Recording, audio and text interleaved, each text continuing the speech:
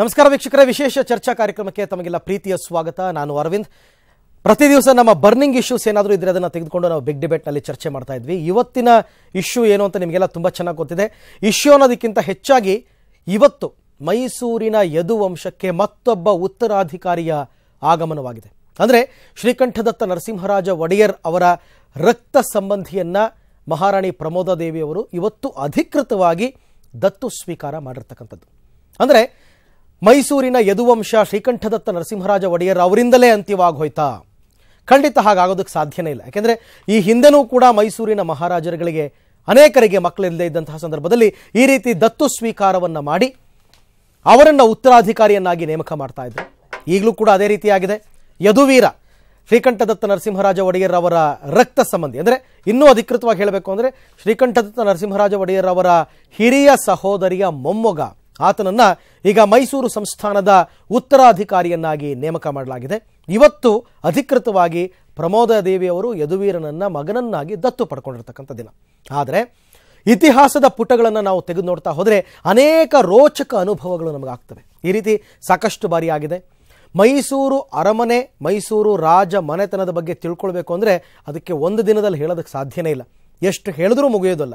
ಅದಾದ ನಂತರ ಮೈಸೂರಿಗೆ ಏಕಾಏಕಿ ಒಬ್ಬ ಹೊಸ ಯುವರಾಜನನ್ನಾಗಿ ನೇಮಕ ಮಾಡಿ ಆತನಿಗೆ ಪಟ್ಟಾಭಿಷೇಕ ಮಾಡ್ತಾರೆ. ಅಂದರೆ ಮುಂದೆ ಆತ ಹೇಗಿರಬೇಕು, ಆತನ ಮುಂದೆ ಇರತಕ್ಕಂಥ ಸವಾಲುಗಳು ಏನು, ಇದೆಲ್ಲದರ ಬಗ್ಗೆ ವಿಸ್ತೃತವಾಗಿ ಚರ್ಚೆ ಮಾಡೋಣ 1.5 ಗಂಟೆಗಳ ತನಕ.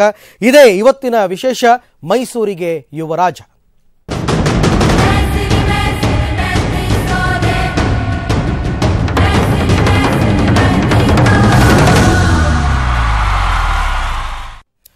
ಇತಿಹಾಸವನ್ನು ಮಾತಾಡೋಣ. ಆದರೆ ಇತಿಹಾಸಕ್ಕೂ ಮುನ್ನ 3 ದಿನಗಳ ತನಕ, ಅಂದರೆ 21, 22, 23 3 ದಿನಗಳು ಮೈಸೂರಿನ ಅರಮನೆಯಲ್ಲಿ ಸಾಕಷ್ಟು ಧಾರ್ಮಿಕ ವಿಧಿವಿಧಾನಗಳೆಲ್ಲ ನಡೆದ ಬಳಿಕ ಇವತ್ತು ಮಧ್ಯಾಹ್ನದ ವೇಳೆಗೆ ಯದುವೀರ ಅವರನ್ನು ದತ್ತು ಸ್ವೀಕಾರ ಮಾಡಲಾಯಿತು. ಹಾಗಾದರೆ ಇವತ್ತು ಪ್ರಮುಖವಾಗಿ ಬೆಳಗ್ಗಿನಿಂದ ಏನೆಲ್ಲ ಧಾರ್ಮಿಕ ವಿಧಿವಿಧಾನಗಳು ಅರಮನೆಯಲ್ಲಿ ನಡೀತು ಅನ್ನೋದ್ರ ಬಗ್ಗೆ ಒಂದು ಸಣ್ಣ ವರದಿಯನ್ನು ನೋಡೋಣ ಬನ್ನಿ.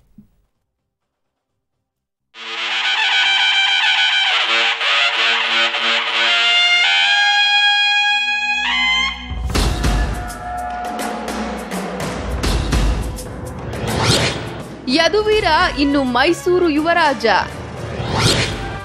ಅದ್ಧೂರಿಯಾಗಿ ನಡೆಯಿತು ದತ್ತು ಸ್ವೀಕಾರ ಸಮಾರಂಭ. 75 ವರ್ಷಗಳ ಬಳಿಕ ಅರಮನೆಯಲ್ಲಿ ಕಾರ್ಯಕ್ರಮ.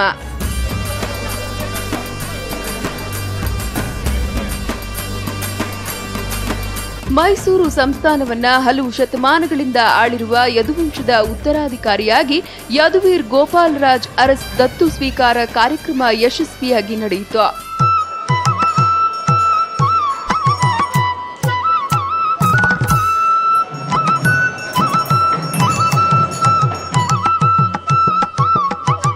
ಮೈಸೂರು ಅರಮನೆಯ ಧರ್ಮಾಧಿಕಾರಿ ಜನಾರ್ದನ ಅಯ್ಯಂಗಾರ್ ಅವರ ನೇತೃತ್ವದಲ್ಲಿ ಅಂಬಾವಿಲಾಸಿನಿ ಅರಮನೆಯಲ್ಲಿ ದತ್ತು ಸ್ವೀಕಾರ ಸಮಾರಂಭ ನಡೆಯಿತು.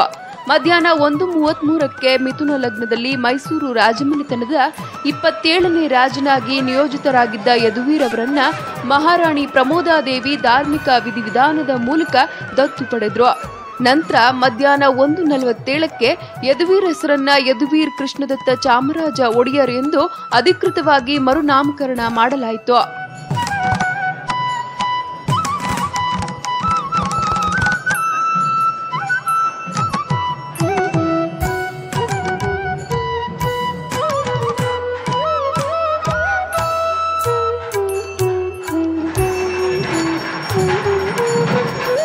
ದತ್ತು ಸ್ವೀಕಾರ ನಂತರ ಪೂರ್ಣಾಹುತಿ ನಡೆಯಿತು.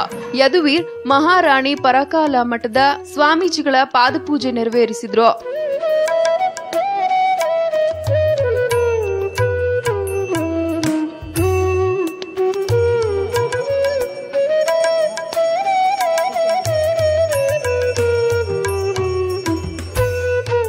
ಶೃಂಗೇರಿ, ಚಾಮುಂಡಿ ಬೆಟ್ಟ, ನಂಜನಗೂಡು, ಮೇಲುಕೋಟೆ, ಚಾಮರಾಜನಗರ ಸೇರಿ 24 ದೇವಾಲಯಗಳಿಂದ ಪ್ರಸಾದ ಸಮರ್ಪಣೆ ಮಾಡಲಾಯಿತು.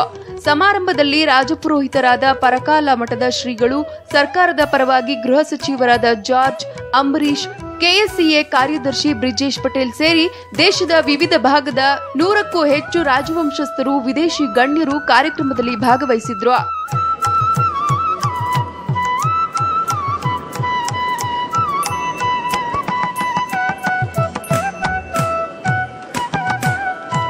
ಇದಕ್ಕೂ ಮೊದಲು ಬೆಳಗ್ಗೆ 5 ಗಂಟೆಗೆ ಯದುವೀರ್ಗೆ ಎಣ್ಣೆ ಸ್ನಾನ ಬಳಿಕ ವಿವಿಧ ಧಾರ್ಮಿಕ ಕಾರ್ಯಕ್ರಮಗಳು ಹಾಗೂ ಗಣಪತಿ ನವಗ್ರಹ ಹೋಮ ದತ್ತಕ ಹೋಮ ಸೇರಿ ವಿವಿಧ ಹೋಮ ಹವನಗಳು ನಡೆದವು.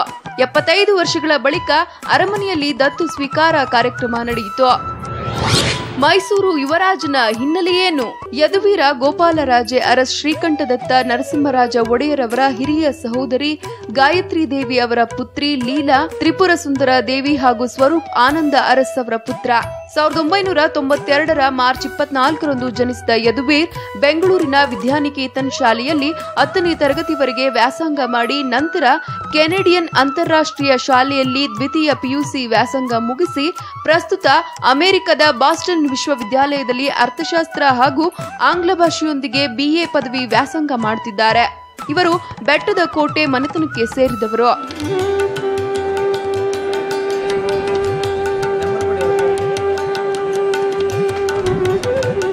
ಮೈಸೂರಿನ ಒಡೆಯರ್ ಮನೆತನ ಹಾಗೂ ಬೆಟ್ಟದ ಕೋಟೆ ಮನೆತನದ ಮಧ್ಯೆ ಇರುವ ಸಂಬಂಧ ಹಾಗೂ ಒಡನಾಟ 200 ವರ್ಷಕ್ಕೂ ಮಿಗಿಲಾಗಿ ಬೆಳೆದು ಬಂದಿದೆ.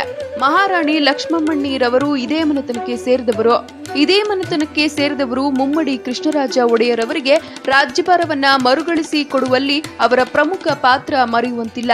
ಮುಮ್ಮಡಿ ಕೃಷ್ಣರಾಜ ಒಡೆಯರ್ ಅವರ ದತ್ತುಪುತ್ರ 10ನೇ ಚಾಮರಾಜೇಂದ್ರ ಒಡೆಯರ್ ಅವರು ಸಹ ಇದೇ ಮನೆತನಕ್ಕೆ ಸೇರಿದವರು. ಹೀಗೆ ಕೊನೆಗೂ ಮೈಸೂರು ಸಂಸ್ಥಾನಕ್ಕೆ ನೂತನ ಉತ್ತರಾಧಿಕಾರಿ ಬಂದಾಗಿದೆ. ಇದರಿಂದ ಸಾಂಸ್ಕೃತಿಕ ನಗರಿ ಮೈಸೂರಿನಲ್ಲಿ ಭಾರೀ ಸಂಭ್ರಮ ಮನೆ ಮಾಡಿದೆ.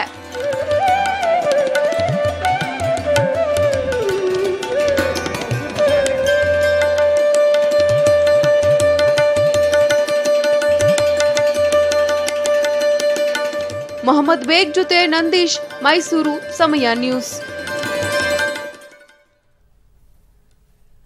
ಎಸ್ ವೀಕ್ಷಕರೇ, ಇವತ್ತು ಮೈಸೂರಿನ ಅರಮನೆಯಲ್ಲಿ ಏನೆಲ್ಲ ಧಾರ್ಮಿಕ ವಿಧಿವಿಧಾನಗಳು, ದತ್ತು ಸ್ವೀಕಾರ ಸಮಾರಂಭ ಹೇಗಿತ್ತು ಅದೆಲ್ಲವನ್ನ ನೀವು ಕಣ್ತುಂಬಿಕೊಂಡ್ರಿ.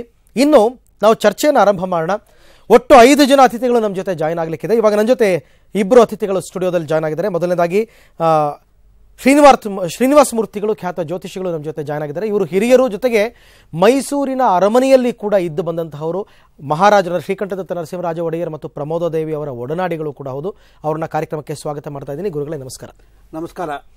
ಹಾಗೆಯೇ BA ಅರುಣ್, ನಮ್ಮ ಪ್ರತಿನಿಧಿ, ಮೈಸೂರಿನ ಬಗ್ಗೆ, ಮೈಸೂರಿನ ಇತಿಹಾಸದ ಬಗ್ಗೆ ಸಾಕಷ್ಟು ತಿಳ್ಕೊಂಡಿರ್ತಕ್ಕಂಥವ್ರು. ಅರುಣ್, ತಮಗೂ ಕೂಡ ಕಾರ್ಯಕ್ರಮಕ್ಕೆ ಸ್ವಾಗತ. ಗುರುಗಳೇ, ತಮ್ಮಿಂದನೇ ಆರಂಭ ಮಾಡ್ತಾ ಇದ್ದೀನಿ. ಈ ಮೈಸೂರಿಗೆ ಯುವರಾಜ 14 ತಿಂಗಳ ತನಕ ಮೈಸೂರಿನಲ್ಲಿ ರಾಜನಿಲ್ಲದ ಮೈಸೂರು ಆಗ್ಬಿಟ್ಟಿತ್ತು, ಮೈಸೂರು ಸಂಸ್ಥಾನವಾಗಿತ್ತು. ಇವತ್ತು ಅಧಿಕೃತವಾಗಿ ಪ್ರಮೋದಾದೇವಿ ಅವರು ದತ್ತು ಸ್ವೀಕಾರವನ್ನ ಮಾಡಿರ್ತಕ್ಕಂಥದ್ದು. ಈ ದತ್ತು ಸ್ವೀಕಾರ ಸಮಾರಂಭ 3 ದಿನಗಳ ತನಕ ಏನು ವಿಧಿವಿಧಾನಗಳು ನಡೀತಲ್ಲ, ಸಾಮಾನ್ಯವಾಗಿ ಯಾವ ಪರಂಪರೆ ತರ ಯಾವ ರೀತಿ ನಡೆಯುತ್ತೆ ಇವೆಲ್ಲ? ಗಣಪತಿ ಹೋಮ, ನವಗ್ರಹ ಹೋಮ, ದುರ್ಗಾ ಹೋಮ, ಮುಖ್ಯವಾಗಿ ಅವರಿಗೆ ಚಾಮುಂಡೇಶ್ವರಿ ಕುಲದೇವತೆ. ಓಕೆ, ಚಾಮುಂಡೇಶ್ವರಿ ಕುಲದೇವತೆ, ದುರ್ಗಾ ಹೋಮ, ನವಗ್ರಹ ಶಾಂತಿ ಹೋಮಗಳು ಇತ್ಯಾದಿ ಕಾರ್ಯಕ್ರಮಗಳೆಲ್ಲವೂ ಕೂಡ ಬಹಳ ವಿಧಿವಿಧಾನಗಳಿಂದ ಅಲ್ಲಿ ಬಹಳ ಚೆನ್ನಾಗಿ ನಡೆಸ್ಕೊಡ್ತಾರೆ. ಎಲ್ಲರೂ ಚೆನ್ನಾಗಿ ನಡೆಸ್ಕೊಡ್ತಾರೆ. ಅದಕ್ಕೆ ಅಂತಾನೆ ಒಂದು ತಂಡ ಇದೆಯಲ್ಲಿ, ಅದಕ್ಕೆ ಅಂತಾನೆ ಅರಮನೆ ತಂಡ ಅಂತಾನೆ ಕೆಲವು ಶಾಸ್ತ್ರಿಗಳು, ಕೆಲವರು ಅಲ್ಲಿ ವಿದ್ವಾಂಸರುಗಳು, ಈಗಲೂ ಹಳಬರು ಕೆಲವರು ಈಗಲೂ ಮೈಸೂರಲ್ಲಿ ಅರಮನೆಯಲ್ಲಿ ಕೆಲವರು ಅಲ್ಲೇ ಇದ್ದಾರೆ.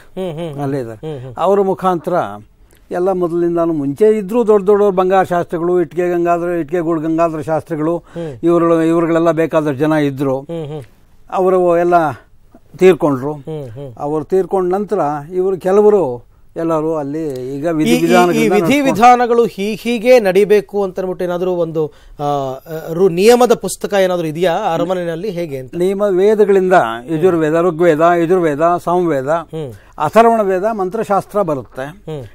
ಋಗ್ವೇದ ಯಜುರ್ವೇದನ ಉಪಯೋಗಿಸ್ಕೊಂಡು ಇವರು ವಿಧಿವಿಧಾನಗಳನ್ನ ರಾಜವಂಶಸ್ಥರಿಗೆ, ಯಾಕೆಂದ್ರೆ ಅವರು ಯದುಕುಲ ವಂಶ. ಹೌದು, ಮಹಾರಾಜರದು ಯದುಕುಲ ವಂಶ. ಜಯಚಾಮರಾಜ ಒಡೆಯರ್ದು ಉತ್ತರಾಭಾದ್ರ ನಕ್ಷತ್ರ ಮೀನರಾಶಿ ಆಗಿತ್ತು. ಶ್ರೀಕಂಠದತ್ತ ನರಸಿಂಹರಾಜ ಒಡೆಯರ್ದು ಭರಣಿ ನಕ್ಷತ್ರ ಮೇಷರಾಶಿ ಆಗಿತ್ತು.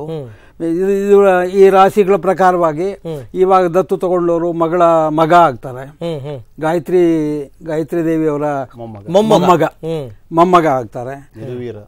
ಅವರು ವಿಧಿವಿಧಾನಗಳಿಂದ ಅವರ ನಕ್ಷತ್ರ ಪೂರ್ವಕವಾಗಿ, ಗೋತ್ರ ಪೂರ್ವಕವಾಗಿ, ವಂಶಪೂರ್ವಕವಾಗಿ ಇವರ ವಂಶಕ್ಕೆ ಸೇರಿಸ್ಕೊಳ್ಳಿಕ್ಕೆ ಏನೇನಾಗಬೇಕೋ ವಿಧಿವಿಧಾನಗಳನ್ನ ಕ್ರಮಬದ್ಧವಾಗಿ ಎಲ್ಲಾನು ನಡೆಸ್ಕೊಡ್ತಾರೆ.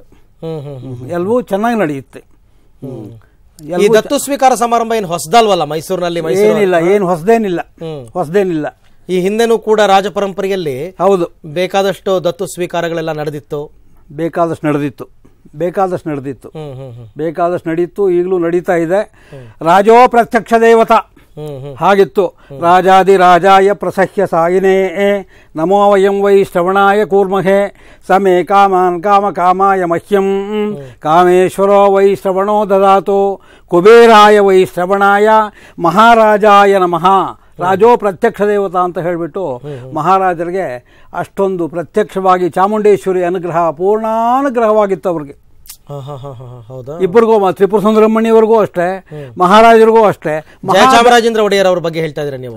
ಅದೇ, ಇವರು ತ್ರಿಪುರ ಸುಂದರಮಣಿಯವರು ಅಷ್ಟೇ.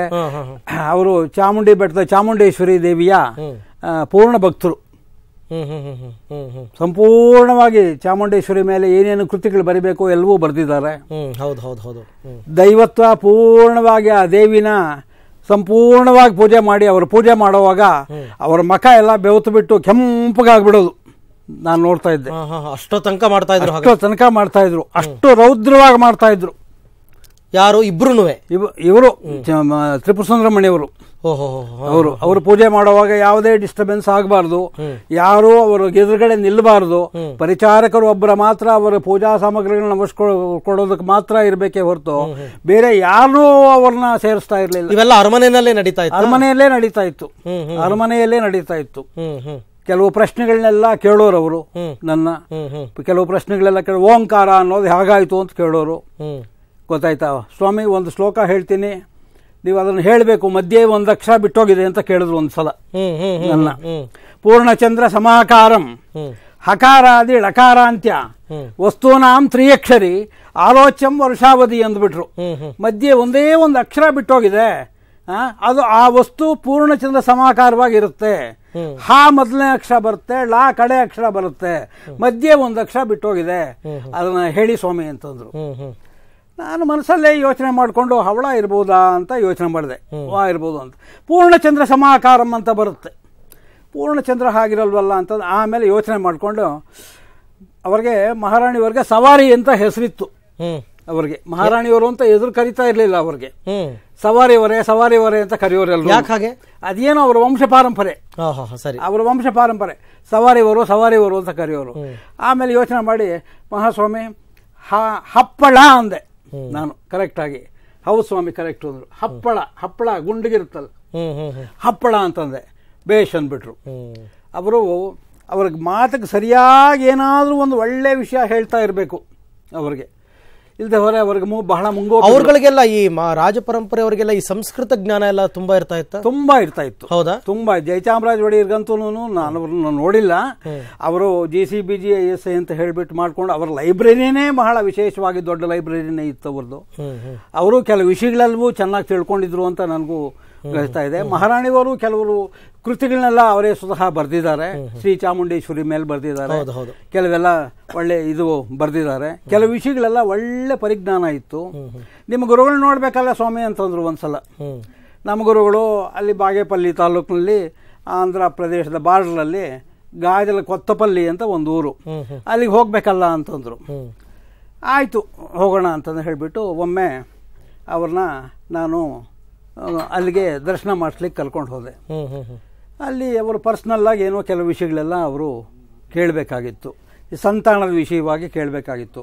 ಅವ್ರಿಗೆ ಅಲವೇಲು ಮಂಗಮ್ಮನ ಶಾಪ, ತಲಕಾಡು ಮರಳಾಗಿ ಮಾಳಂಗಿ ಮಡುವಾಗಿ ಮೈಸೂರು ಅರಸಗೆ ಮಕ್ಕಳಿಲ್ಲದೆ ಹೋಗಲಿ ಅನ್ನೋ ರೀತಿಯಾದ ಒಂದು ಶಾಪ, ದೈವ ಶಾಪ. ಸರ್ಕಾರ ರಾಜಧಾನ ಕಿತ್ಕೊಳ್ತಾ ಹೊರತು ದೇವ್ರ ಶಾಪ ಕಿತ್ಕೊಳ್ಳೋಕ್ಕಾಗಲಿಲ್ಲ ಅಲ್ವೇ? ದೇವ್ರ ಶಾಪ ಕಿತ್ಕೊಳ್ಳೋಕ್ಕಾಗಲಿಲ್ಲ. ಅದಕ್ಕೋಸ್ಕರ ಕೆಲವು ವಿಷಯಗಳೆಲ್ಲ ಪರ್ಸನಲ್ ಆಗಿ ಅವರಲ್ಲಿ ಕೇಳಿಕೊಂಡು ಏನು ಕೇಳಿದ್ರು ಅಂತ ನಾನು ಏನು ಅವ್ರನ್ನ ಪ್ರಶ್ನೆ ಮಾಡಕ್ಕೆ ಹೋಗ್ತಾ ಇರಲಿಲ್ಲ.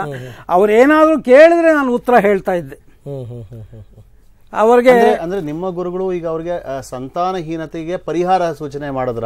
ಏನೂ ಹೇಳಲಿಲ್ಲ ಅವ್ರೇನು ಹೇಳಲಿಲ್ಲ, ಆಗೋದಿಲ್ಲ ಅನ್ನೋ. ಆದ್ರೆ ಈಗ ಕಳೆದ ಒಂದು 10-15 ವರ್ಷದ ಹಿಂದೆ ಶ್ರೀಕಂಠದತ್ತ ಒಡೆಯರ್ ಮತ್ತೆ ಪ್ರಮೋದಾದೇವಿ ಇಬ್ರು ಕೂಡ ತಲಕಾಡಿಗೆ ಹೋಗಿ ಅಲ್ಲಿ ಅವರು ಶಾಪ ವಿಮೋಚನೆಗೆ ಅಂತ ಅನ್ಬಿಟ್ಟು ಪೂಜೆ ಮಾಡಿಸಿ ವಿಶೇಷ ಯಾಗ ಮಾಡಿಸಿದ್ರು, ಯಾಗ ಮಾಡಿ ಕಾವೇರಿ ನದಿಗೆ ತರ್ಪಣ ಕೊಟ್ಟು ಅರ್ಘ್ಯವನ್ನ ಕೊಟ್ಟು ಎಲ್ಲವನ್ನ ಮಾಡಿದ್ರು ಶಾಪ ವಿಮೋಚನೆಗೋಸ್ಕರ. ಬೆಂಗಳೂರಿನಲ್ಲೂ ಕೂಡ ಕಾಳಸರ್ಪ ಯಾಗ ಅಂತೇನೋ ಮಾಡಿಸಿ ವಿಶೇಷ ಶಾಪ ವಿಮೋಚನೆಗೋಸ್ಕರ ಮಾಡಿಸಿದ್ದಾರೆ. ಬಟ್ ಸಾಧ್ಯ ಆಗುತ್ತಾ ಅಂತ? ಸಾಧ್ಯ ಆಗ್ಲಿಲ್ಲ. ಅಲ್ಲ, ಆ ರಿಸಲ್ಟ್ ಏನು ಇಲ್ವಲ್ಲ, ಇವಾಗ ರಿಸಲ್ಟ್ ಏನು ಬರ್ಲಿಲ್ವಲ್ಲ. ಅಲ್ಲ, ಆದ್ರೆ ತ್ರಿಪುರ ಸುಂದರಮಣಿ ಅವರಿಗೆ ಶ್ರೀಕಂಠದತ್ತ ಒಡೆಯರ್ ಮಗನಾಗಿ ಹುಟ್ಟಿದ್ರು, ಮತ್ತಿನ್ನೊಂದು ಸಂತಾನಕ್ಕಾಗಿ ಕೇಳಿದ್ರ ಹೇಗೆ? ಅದು ದತ್ತು. ಇವಾಗ ಜಯಚಾಮರಾಜ ಒಡೆಯರು ದತ್ತು. ಹೌದು ಹೌದು ಹೌದು. ಜಯಚಾಮರಾಜ ಒಡೆಯರು ದತ್ತು. ಜಯಚಾಮರಾಜ ಒಡೆಯರಿಗೆ ಶ್ರೀಕಂಠದತ್ತ ನರಸಿಂಹರಾಜ ಒಡೆಯರ್ ಒಬ್ಬರೇ ಮಗ. ಹೌದು. ಇವರು ದತ್ತು ಸ್ವೀಕಾರ ಬೇರೆಯವ್ರನ್ನೇನಾದ್ರೂ ಮಾಡ್ಕೊಂಡ್ರೆ ಅವ್ರಿಗೆ ಮಕ್ಕಳಾಗುತ್ತೆ. ಹೌದು ಹೌದು ಹೌದು, ನಿಜ. ಅವ್ರಿಗೆ ಮಕ್ಕಳಾಗುತ್ತೆ. ಈಗ ಯದುವೀರರವರಿಗೆ ಮಕ್ಕಳಾಗುತ್ತೆ, ಆ ಹುಟ್ಟಿದ ಮಗನಿಗೆ ಮತ್ತೆ ಮಕ್ಕಳಾಗಲ್ಲ. ಆ ರೀತಿ ಅದು ಸಂತಾನ. ಆ ರೀತಿಯಾಗಿ ಅವರು ಸುಮಾರು ಜನ ಗುರುಗಳನ್ನ ಇಟ್ಕೊಂಡಿದ್ರು ಮಹಾರಾಣಿಯವರು. ಬನ್ನೂರಲ್ಲಿ ಒಬ್ಬ ಗುರುಗಳು. ಈಗ ಗುರುಗಳೇ ಮತ್ತೊಂದು ವಿಚಾರ ಏನಂದ್ರೆ, ಆಗಿನಿಂದ ನೀವು ನೋಡ್ಕೊಂಡು ಬಂದಿರತಕ್ಕಂಥದ್ದು ಜಯಚಾಮರಾಜೇಂದ್ರ ಒಡೆಯರ್ ಮತ್ತೆ ತ್ರಿಪುರ ಸುಂದರಿ ಅವರು ನಡೆಸ್ಕೊಂಡು ಬರ್ತಾ ಇದ್ದಂತಹ ವಿಧಿವಿಧಾನಗಳು ಈಗ ಯದುವೀರ ಅವರ ಉತ್ತರಾಧಿಕಾರತ್ವದಲ್ಲೂ ಹಾಗೆ ಮುಂದುವರಿಬೇಕು. ಹೌದು, ಹಾಗೆ ಮುಂದುವರಿಬೇಕು.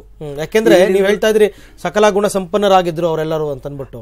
ಅಂತ ವ್ಯಕ್ತಿಯನ್ನೇ ಉತ್ತರಾಧಿಕಾರಿಯನ್ನ ಆಯ್ಕೆ ಮಾಡುವಂತ ಸಂದರ್ಭದಲ್ಲಿ ಅರಮನೆಯಲ್ಲಿ ಬಹುಶಃ ಯಾವ ಸಂಪ್ರದಾಯ ಇಂಥವನೇ ವ್ಯಕ್ತಿ ಉತ್ತರಾಧಿಕಾರಿ ಆಗ್ಬೇಕು ಅಂತ ಹೇಗೆ ನಿರ್ಧಾರ ಮಾಡ್ತಾರೆ ನಿಮಗೆ ತಿಳಿದ ಮಟ್ಟಿಗೆ? ಅದು ಇವರು ನಿರ್ಧಾರ ಮಾಡಿರೋದು, ಪ್ರಮೋದ ದೇವಿಯವರು ನಿರ್ಧಾರ ಮಾಡಿ. ಅಲ್ಲ, ಸಾಧಾರಣವಾಗಿ ರಾಜವಂಶಸ್ಥರು ಹೇಗಿರಬೇಕು, ಒಬ್ಬ ರಾಜವಂಶಸ್ಥನನ್ನ ಉತ್ತರಾಧಿಕಾರಿಯಾಗಿ ನೇಮಕ ಮಾಡ್ಕೋಬೇಕಾದ್ರೆ ಏನು ಗುಣಲಕ್ಷಣಗಳನ್ನ ಸಾಧಾರಣವಾಗಿ ಗಮನಿಸುವಂಥದ್ದು ಅಂತ? ಈಗ ಕೊಟ್ಟ ಹೆಣ್ಣು ಕೊಲಕ್ಕೆ ಹೊರೆ ಯಾವತ್ತೂ. ಇವರು ಎಷ್ಟೇ ಮಾಡಿದ್ರು ಕೂಡ ರಕ್ತ ಸಂಬಂಧ, blood is thicker than water ಅಂತ ಹೇಳಿಬಿಟ್ಟು, ರಕ್ತ ಸಂಬಂಧವೇ ಹೊರತು ಬೇರೆ ಸಂಬಂಧಕ್ಕೆ ಅದು ಬರೋದಿಲ್ಲ. ಅದು ಪೂರ್ತಿಯಾಗಿ ರಾಜವಂಶಸ್ಥಾನಕ್ಕೆ ಮಹಾರಾಜರ ಮಕ್ಕಳು ಮೊಮ್ಮಕ್ಕಳು ಈ ಥರ ಬಂದರೆ ಮಾತ್ರ ಅದು ಸಾಧ್ಯನೇ ಹೊರತು ಎಷ್ಟೇ ಮಗಳ ಮಗ ತಾನೆ, ಮಗಳ ಮಗ ಗೊತ್ತಾಯ್ತಾ ಮಾಡಿದ್ರು ಕೂಡ ಅದು ಲೆಕ್ಕಕ್ಕೆ ಅಷ್ಟು ಶಾಸ್ತ್ರಕ್ಕೆ ಒಪ್ಕೊಳ್ಳೋಲ್ಲ. ಆದರೆ ಅರವಿಂದ್, ಇಲ್ಲಿ ಇವ್ರು ಹೇಳ್ತಿರೋ ರೀತಿ ನೋಡಿದ್ರೆ ಒಂಥರ ಅದು ನಿಜ ಅನ್ಸುತ್ತೆ. ಹೇಗೆ? ಈಗ ರಾಜವಂಶಸ್ಥರು ಅಂತಂದ್ರೆ ನಾವು ಆ ಮಗನ ಸಂತಾನವನ್ನ ಮಾತ್ರ ನಾವು ಮುಂದುವರ್ಸ್ಕೊಂಡ್ ಬರ್ತೀವಿ. ಮಗನ ಮಗ ಆ ವಂಶಕ್ಕೆ ಸೇರ್ತಾರೆ, ಅದೇ ಗೋತ್ರಕ್ಕೆ ಸೇರ್ತಾರೆ. ಆದ್ರೆ ಇಲ್ಲಿ ಸಾಧಾರಣ ಈ ದತ್ತು ಸ್ವೀಕಾರ ಮಾಡ್ತಿರುವಂತ ಈ ಸಂತಾನವನ್ನ ನೀವು ಗಮನಿಸಿದ್ರೆ ಅದು ಲಕ್ಷ್ಮಮ್ಮಣ್ಣಿಯವರು ಬೆಟ್ಟದ ಕೋಟೆಯಿಂದ ಬಂದಿದ್ದವರು. ಹಾಗಾಗಿ ನಾಲ್ವಡಿ ಕೃಷ್ಣರಾಜ ಒಡೆಯರ್ ಅವ್ರನ್ನ ಅವರು ಬೆಟ್ಟದ ಕೋಟೆ, ಅದು ಮುಮ್ಮಡಿ ಕೃಷ್ಣರಾಜ ಒಡೆಯರ್ನ ಅದೇ ಸಂದರ್ಭದಲ್ಲಿ ದತ್ತು ಸ್ವೀಕಾರ ಮಾಡ್ತಾರೆ. ಅವರು ಬೆಟ್ಟದ ಕೋಟೆ ಮನೆತಂದವರು. ಲಕ್ಷ್ಮಮ್ಮಣ್ಣಿಯವ್ರದ್ದು ಕೂಡ ಮಗಳ ಸಂತಾನ. ಈಗ ಪ್ರಮೋದಾದೇವಿ ಒಡೆಯರ್ ಜೊತೆಗೆ ಶ್ರೀಕಂಠದತ್ತ ಒಡೆಯರ್ ಅವರ ತಂಗಿ ಗಾಯತ್ರಿ ದೇವಿಯವರು ಮಗಳ ಸಂತಾನ. ಆದ್ರೆ ಇಲ್ಲಿ ದತ್ತು ಸ್ವೀಕಾರ ಆದ ನಂತರ ಗೋತ್ರ ಬದಲಾವಣೆ ಆಗುತ್ತೆ. ಅಂದ್ರೆ ನರಸಿಂಹರಾಜ ಒಡೆಯರ್ ಅವರ ಗೋತ್ರ ಏನಿರುತ್ತೆ, ಯದುವೀರನ ಗೋತ್ರವೂ ಅದೇ ಆಗುತ್ತೆ ಇವಾಗ ಇಲ್ಲಿಂದ ಮುಂದಕ್ಕೆ. ಹಾಗಾಗಿ ಗೋತ್ರದ ಆಧಾರದಲ್ಲಿ ನೋಡೋದಾದ್ರೆ ನಿಮಗೆ ಮನೆತನ ವಂಶಾವಳಿ ಮುಂದುವರಿಯುತ್ತೆ ದತ್ತು ಸ್ವೀಕಾರ ಆದಾಗ. ಈಗ ಹೌದು, ನೀವು ಹೇಳಿದ ಪ್ರಕಾರ ಗಾಯತ್ರಿ ದೇವಿ ಅವರು ಯಾವಾಗ ಬೇರೆ ವ್ಯಕ್ತಿಯನ್ನ ಮದುವೆ ಆಗ್ತಾರೆ, ಗಾಯತ್ರಿ ದೇವಿ ಅವರ ಗೋತ್ರ ಬದಲಾವಣೆ ಆಗುತ್ತೆ, ವಂಶವೂ ಬೇರೆ ಆಗುತ್ತೆ. ಅದಕ್ಕೆ ಇಷ್ಟೆಲ್ಲ ಪೂಜೆ ಪುನಸ್ಕಾರಗಳು. ಈಗ ಮದುವೆನಲ್ಲಿ ನಮ್ಮ ಸಾಮಾನ್ಯವಾದಂತಹ ಮದುವೆಗಳಲ್ಲೂ ಕೂಡ ಅಷ್ಟೊಂದು ಪೂಜೆ ಪುನಸ್ಕಾರಗಳನ್ನೆಲ್ಲ ಮಾಡಿ, ನಾಂದಿಯನ್ನೆಲ್ಲ ಮಾಡಿ, ಅಷ್ಟೆಲ್ಲ ಇದನ್ನೆಲ್ಲ ಮಾಡ್ತಾರಲ್ಲ. ಸೊ ಅದೆಲ್ಲ ಯಾಕೆ ಅಂತಂದ್ರೆ ಸಂಬಂಧವನ್ನ ಬೆಳೆಸೋ ನಿಟ್ಟಿನಲ್ಲಿ, ಸಂಬಂಧವನ್ನ ಬೆಳೆಸಬೇಕು ಅನ್ನೋ. ಅವಾಗೇನಾಗುತ್ತೆ, ಸ್ವಗೋತ್ರದಲ್ಲಿದ್ದಂತಹ ಸಂದರ್ಭದಲ್ಲಿ ಬೇರೆಯವರು ಹೊಸಮಣ್ಣ ಮೇಲೆ ಕೂತ್ಕೋತಾರೆ ಆ ತರ. ಯಾಕೆಂದ್ರೆ ವೈಷ್ಣವ ಸಂಪ್ರದಾಯ ಅಲ್ವಾ, ಇವರೆಲ್ಲ ಫಾಲೋ ಮಾಡ್ತಕ್ಕಂಥದ್ದು. ಇವಾಗ ಸ್ವಗೋತ್ರ ಆಗ್ಬಿಡ್ತು ಅಂತ ಇಟ್ಕೊಳ್ಳಿ, ಸೋದರ ಮಾವನ ಕಡೆಯಿಂದ ದಾರ ಏರ್ಸ್ಕೊಳ್ತಾರೆ. ಹಾಗಾಗಿ ಈಗ ಯದುವೀರರವರ ಗೋತ್ರ ನಿಮಗೆ ಇಲ್ಲಿ ಬಹುಶಃ ಇವತ್ತು ಬೆಳಗ್ಗೆ ನಡೆದಂತ ಸಂಪ್ರದಾಯಗಳನ್ನ ನೀವು ಗಮನಿಸಿದ್ದಿರಬಹುದು. ಇವತ್ತು ಒಂದು ಏನಂದ್ರೆ ಪುತ್ರ ಸ್ವೀಕಾರ ಹೋಮವನ್ನ ಮಾಡ್ತಾರೆ. ಹೌದು, ಪುತ್ರ ಸ್ವೀಕಾರ ಹೋಮಕ್ಕೆ ಮೊದಲು ಯಾರು ಯದುವೀರ ಅವರ ತಂದೆ ಸ್ವರೂಪಾನಂದ ಮತ್ತೆ ಲೀಲಾ ತ್ರಿಪುರ ಸುಂದರಿ ದೇವಿಯವರನ್ನ ಕರೆದು ಅವರನ್ನ ಹಸಮಣೆಯ ಮೇಲೆ ಕೂಡಿಸಿ ಅವರ ಬಳಿಗೆ ಹೋಗಿ ಪ್ರಮೋದಾದೇವಿಯರು ಅನುಮತಿ ಕೇಳ್ತಾರೆ, ನನಗೆ ಪುತ್ರ ಭಿಕ್ಷೆಯನ್ನ ಕೊಡಿ, ಪುತ್ರ ಭಿಕ್ಷೆಯನ್ನ ಕೊಡಿ ಅಂತ ಕೇಳ್ಕೊಳ್ತಾರೆ. ಅದನ್ನ ಸಂಪ್ರದಾಯಬದ್ಧವಾಗಿ ಅವರಿಬ್ರು ಹಾಲಿನ ಧಾರೆ ಎರೆದು ಕೊಡುವ ಮೂಲಕ ತಮ್ಮ ಮಗನನ್ನ ಧಾರೆ ಎರೆದು ಕೊಡುವಂತಹ ನಿಟ್ಟಿನಲ್ಲಿ ಇವಾಗ ನೋಡಿ, ಹೆಣ್ಣು ಮಕ್ಕಳಿಗೆ ಧಾರೆ ಎರೆದು ಕೊಡ್ತೀವಿ. ಧಾರೆ ಎರೆದು ಕೊಟ್ಟ ತಕ್ಷಣವೇ ತಂದೆಯ ಗೋತ್ರ ಹೋಯ್ತು ಆಕೆಗೆ. ಗಂಡನ ಮನೆಯ ಗೋತ್ರ ಬಂದು ಸೇರ್ಕೊಳ್ಳುತ್ತೆ. ಇಲ್ಲೂ ಹಾಗೇನೆ, ಅದು ಹೆಣ್ಣು ಮಕ್ಕಳಾಗ್ಲಿ ಗಂಡು ಮಕ್ಕಳಾಗ್ಲಿ ದಾರೆ ಎರೆದು ಕೊಟ್ಟ ನಂತರ ಈ ಸ್ವಗೋತ್ರ ಅಂತಕ್ಕಂಥದ್ದು ಹೋಗುತ್ತೆ, ಅರಮನೆಯ ಮಹಾರಾಜರ ಗೋತ್ರವೇ ಮುಂದುವರ್ಕೊಂಡು ಹೋಗುತ್ತೆ. ಹೌದು. ಶ್ರೀನಿವಾಸ ಮೂರ್ತಿಗಳ ತಮಗೆ ಗೊತ್ತಿರಬಹುದು, ನಾವು ಸಾಧಾರಣ ವ್ಯಕ್ತಿಗಳು, ನಾವು ರಾಜ ಪರಂಪರೆಯವರು ಅಲ್ಲ ಅಂತಲೇ ಇಟ್ಕೊಳ್ಳಿ, ಸಾಧಾರಣ ವ್ಯಕ್ತಿಗಳು ದತ್ತು ಸ್ವೀಕಾರ ಮಾಡುವ ಸಂದರ್ಭದಲ್ಲೂ ಇದೇ ನಿಯಮಾವಳಿಗಳಿರ್ತವಾ? ಇದೇ ರೀತಿ ತಂದೆ ತಾಯಿ ಬಂದು ಧಾರೆ ಎರೆದು ಕೊಡೋದು ಮಗನನ್ನ ಈ ತರ ಅನ್ಸಸ್ತಾರ ಹೇಗೆ? ಇಲ್ಲ ಇಲ್ಲ, ಇದು ಇವರು ಸಂಪ್ರದಾಯನೇ ಬೇರೆ. ಇವರು ಸಂಪ್ರದಾಯ ಇವಾಗ ಈ ಮಹಾರಾಜರದು ಆತ್ರೇಯ ಗೋತ್ರ, ಅವ್ರದ್ದು ಇವ್ರದ್ದು ಇವಾಗ ದತ್ತು ಸ್ವೀಕಾರ ಮಾಡ್ಕೊಳ್ಳೋದು ಅವ್ರದ್ದು ಗೋತ್ರ ನಂಗೆ ಗೊತ್ತಿಲ್ಲ, ಗೊತ್ತಾಯ್ತಾ? ಏನೇ ಯಾವುದೇ ಗೋತ್ರ ಆದರೂ ಕೂಡ ಗೋತ್ರ ಸ್ವಗೋತ್ರವೇ ಹೊರತು ಇವ್ರದ್ದು ಬೇರೆ ಗೋತ್ರಕ್ಕೆ ಹೋದರೂ ಕೂಡ ಅದು ಯಾವುದೇ ಶಾಸ್ತ್ರದಲ್ಲಾಗಲಿ ಯಾವುದೇ ವೇದಗಳಲ್ಲಾಗಲಿ ಅದು ಅಷ್ಟು ಇವರು ಎಷ್ಟೇ ಯಜ್ಞ ಯಾಗಾದಿಗಳು ಏನೇ ಮಾಡಿದ್ರು ಕೂಡ ಅದಷ್ಟು ಅನ್ವಯಿಸೋದಿಲ್ಲ. ಜೊತೆಗೆ ಇವತ್ತು ಮಾತಾಡ್ತಿದ್ದ ಸಂದರ್ಭದಲ್ಲಿ ನನ್ನ ಒಬ್ಬ ಗೆಳೆಯರು ಒಂದು ಸಂದೇಹನ ವ್ಯಕ್ತಪಡಿಸಿದ್ರು. ಈಗ ಯದುವೀರ ಅವರು ಆತ್ರೇಯಸ ಗೋತ್ರ ಉದ್ಭವನರಾದ್ರೆ ಈಗ ದತ್ತು ಸ್ವೀಕಾರ ಆಗುವ ಜಯಚಾಮರಾಜೇಂದ್ರ ಒಡೆಯರ ಗೋತ್ರಕ್ಕೆ ಅವ್ರು ಸೇರ್ಕೊಂಡಾಯ್ತು. ಆದ್ರೆ ದತ್ತು ಕೊಟ್ಟಂತ ಸ್ವರೂಪಾನಂದ ಲೀಲಾ ತ್ರಿಪುರ ಸುಂದರ ದೇವಿ ಅವರು ಏನಿದ್ದಾರೆ, ಮುಂದೆ ಅವರ ಕರ್ಮಗಳನ್ನ ಅವರ ಕಾರ್ಯಗಳನ್ನ ಯಾರು ಮಾಡಬೇಕು? ಕಾನೂನುಬದ್ಧವಾಗಿ ನೋಡಕ್ ಹೋದ್ರೆ ಕಾನೂನು ಪ್ರಕಾರವಾಗಿ ಎರಡೂ ಕಡೆಯ ಆಸ್ತಿಗೆ ಅವರು ವಾರಸುದಾರರಾಗ್ತಾರೆ. ಆ ಕಡೆ ಸ್ವರೂಪಾನಂದರಿಗೆ ಜೊತೆಗೆ ಲೀಲಾ ತ್ರಿಪುರ ಸುಂದರ ದೇವಿ ಅವರ ಆಸ್ತಿಗೂ ಜೊತೆಗೆ ಮಹಾರಾಜರ ಆಸ್ತಿಗೂ ಕೂಡ ಈಗ ಯದುವೀರವರು ಯಾಕೆ ಈಗ ಮಹಾರಾಜರಾದ ಬಳಿಕ ಯದುವೀರರು ತಮ್ಮ ನೈಜ ತಂದೆ ತಾಯಿಗಳ ಸಂಸ್ಕಾರ ಮಾಡಬಾರ್ದು ಅಂತ ಏನಿಲ್ಲ ಏನಿಲ್ಲ ಆ ತರ ಏನಿಲ್ಲ. ಮಹಾರಾಜರಾದ್ರು ಅನ್ನೋ ಕಾರಣಕ್ಕೋಸ್ಕರ ಈಗ ಈ ಕಡೆ ಪ್ರಮೋದಾದೇವಿ ಅವ್ರಿಗೂ ಕೂಡ ಅವರು ಪುತ್ರರಾಗ್ತಾರೆ, ಈ ಕಡೆ ತಂದೆ ತಾಯಿಗಳಿಗೂ ಪುತ್ರನಾಗ್ತಾನೆ. ಎರಡೂ ಸಂಸ್ಕಾರಗಳನ್ನ ಮಾಡಬಹುದಲ್ವಾ? ಅದೇ ಈ ಗೋತ್ರಕ್ಕೆ ಬಂದ್ಬಿಟ್ಮೇಲೆ ಎರಡು ಸಂಸ್ಕಾರವೂ ಮಾಡಬಹುದು. ಅದು ಅಂದ್ರೆ ಎರಡಕ್ಕೂ ಅವರು ವಾರಸದಾರರು, ಎರಡೂ ಗೋತ್ರಗಳನ್ನು ಎರಡು ವಂಶಕ್ಕೂ ವಾರಸದಾರರೇ ಅವರು, ಎರಡು ವಂಶಕ್ಕೂ. ಅಥವಾ ಈಗ ಯದುವೀರ ಅವರಿಗೆ ಅಣ್ಣ ತಮ್ಮ ಅಕ್ಕ ತಂಗಿ ಸಹೋದರ ಸಹೋದರಿಯರಾದ ಇದ್ರೆ ಅವರು ಅವರ ಇದನ್ನ ಮುಂದುವರ್ಸ್ಕೊಂಡು ಹೋಗ್ಬೋದು. ಅವಾಗ ಸಂಪೂರ್ಣವಾಗಿ ಇವರು ಬೇಕಾದ್ರೆ ಬಿಡಬಹುದೇ ಹೊರತು ಅವ್ರಿಗೂ ಯದುವೀರ ಒಬ್ಬನೇ ಮಗ ಆಗಿದ್ರೆ, ನನಗೆ ಅದ್ರ ಬಗ್ಗೆ ಮಾಹಿತಿ ಇಲ್ಲ, ಅವರ ತಂದೆ ತಾಯಿಗೆ ಯದುವೀರ ಒಬ್ಬರೇ ಮಗನ ಅಥವಾ ಅವ್ರಿಗೆ ಅಣ್ಣ ತಮ್ಮ ತಂಗಿ ಯಾರಾದ್ರೂ ಇದಾರ ಅಂತಕ್ಕಂಥದ್ದು, ಆ ಥರ ಏನಾದರೂ ಇದ್ರೆ ಈಗಲೂ ನಮ್ಮಲ್ಲೂ ಕೂಡ ದತ್ತು ಸ್ವೀಕಾರಗಳಾಗ್ತವಲ್ಲ, ಆ ರೀತಿ ಅವಾಗ ನಡೆಸ್ಕೊಂಡು ಹೋಗ್ತಕ್ಕಂಥ. ಯಾಕಂದ್ರೆ ಈ ಸಂದರ್ಭದಲ್ಲಿ ನಮಗೆ ಜ್ಞಾಪಕಕ್ಕೆ ಬರುವಂಥದ್ದು ಅಂತಂದ್ರೆ ಜಯಚಾಮರಾಜೇಂದ್ರ ಒಡೆಯರ್ ಅವರೇ ಸ್ವತಃ ನಾಲ್ವಡಿ ಕೃಷ್ಣರಾಜ ಒಡೆಯರ್ ಅವರ ತಮ್ಮನ ಮಗ. ಹೌದು. ಮುಂದೆ ನಾಲ್ವಡಿ ಕೃಷ್ಣರಾಜ ಒಡೆಯರ್ ಅವರ ಒಂದು ಗತಿಸಿದ ಸಂದರ್ಭದಲ್ಲಿ ಜೊತೆಗೆ ಅವರ ತಮ್ಮನೂ ಕೂಡ ಗತಿಸಿದ ಸಂದರ್ಭದಲ್ಲಿ ಜಯಚಾಮರಾಜೇಂದ್ರ ಒಡೆಯರ್ ಅವರು ತಮ್ಮ ದೊಡ್ಡಪ್ಪ ಜೊತೆಗೆ ತಮ್ಮ ತಂದೆ ಇಬ್ಬರ ಎಲ್ಲಾ ಕ್ರಿಯಾಕರ್ಮಗಳನ್ನ ಮಾಡ್ತಾರೆ. ಅಂದ್ರೆ ಇಲ್ಲಿಗೆ ಅಲ್ಲಿಗೆ ಮುಗಿತಲ್ಲ, ಅಲ್ಲಿಗೆ ಈಗ ಯದುವೀರವರು ಅದಕ್ಕೆ ಮಾಡಬಹುದು, ಎರಡಕ್ಕೂ ಅವರು ವಾರಸುದಾರರಾಗ್ತಾರೆ. ಆಮೇಲೆ ಇನ್ನೊಂದು ಪ್ರಶ್ನೆ ಇಲ್ಲಿ ಉದ್ಭವ ಆಗ್ತಕ್ಕಂಥದ್ದು, ಯದುವೀರ ಶ್ರೀಕಂಠದತ್ತ ನರಸಿಂಹರಾಜ ಒಡೆಯರ್ ಅವರ ರಕ್ತ ಸಂಬಂಧಿ ಅನ್ನೋ ಒಂದೇ ಒಂದು ಕಾರಣಕ್ಕೆ ಆತ ಅರ್ಹನಾಗ್ತಾನ ಇವಾಗ ರಾಜನಾಗೋದಕ್ಕೆ ಅಂತಕ್ಕಂಥ ಪ್ರಶ್ನೆ. ಸ್ವಲ್ಪ ತಾರ್ಕಿಕವಾದ ಪ್ರಶ್ನೆ. ಹೌದು. ಅಂದ್ರೆ ಈಗ ಆಯ್ಕೆ ಮಾಡ್ಬೇಕಾದ್ರೂ ಹೇಗೆ ಅಂತ ಹಿಂದೆ ಎಲ್ಲ ನಾವು ಕಥೆಗಳಲ್ಲಿ ಕೇಳಿದ್ವಿ, ಅರಸನಿಗೆ ಮಕ್ಕಳಿರಲಿಲ್ಲ, ಮಕ್ಕಳಿಲ್ಲದೆ ಇರೋ ಸಂದರ್ಭದಲ್ಲಿ ಆನೆ ಕೈಗೆ ಹೂಹಾರ ಕೊಟ್ಟು ಕಳಿಸಿದ್ರು, ಆನೆ ಯಾವ ಸಾಮಾನ್ಯ ನಾಗರಿಕನಿಗೆ ಹೋಗಿ ಹಾರ ಹಾಕ್ತೋ ಅವನು ಮಹಾರಾಜನಾಗ್ತಿದ್ದ, ಉತ್ತರಾಧಿಕಾರಿ ಆಗ್ತಿದ್ದ ಅಂತ. ಈಗ ಯದುವೀರರ ಆಯ್ಕೆ ಹಾಗಾಗಿಲ್ಲ, ಆ ರೀತಿ ಸಂಪ್ರದಾಯ ಇಲ್ಲ ಇಲ್ಲಿ. ಹೌದು, ಆ ತರ ಮಾಡ್ತಕ್ಕಂಥ ಸಂಪ್ರದಾಯ ಇಲ್ಲ ಇಲ್ಲಿ. ಈಗ ಬಹುಶಃ ಪ್ರಮೋದಾದೇವಿಯವರು ಯಾವ ಲಕ್ಷಣಗಳನ್ನ ಗಮನಿಸಿದ್ದಾರೆ ಅಂತ ನಿಮ್ಮ ಅನಿಸಿಕೆ? ಯದುವೀರರಲ್ಲಿ ಯಾವ ಲಕ್ಷಣ ಅವ್ರು ಕಂಡಿರಬಹುದು ಅಂತ? ಇದು ಏನು ಅಂತ ಹೇಳಕ್ಕಾಗಲ್ಲ, ಇದನ್ನ ಯಾವುದೇ ರೀತಿ ಏನಂತಾನು ಹೇಳಕ್ಕಾಗಲ್ಲ. ಬಲಂ ಬಲಂ ಬ್ರಹ್ಮಬಲಂ ದೈವಬಲಂ, ದೈವ ದೃಷ್ಟಿನಲ್ಲಿ ಆಕೆ ಏನು ಗೋಚರ ಆಯಿತೋ ಗೊತ್ತಾಗ್ತಾ ಇಲ್ಲ, ಗೊತ್ತಾಯ್ತಾ?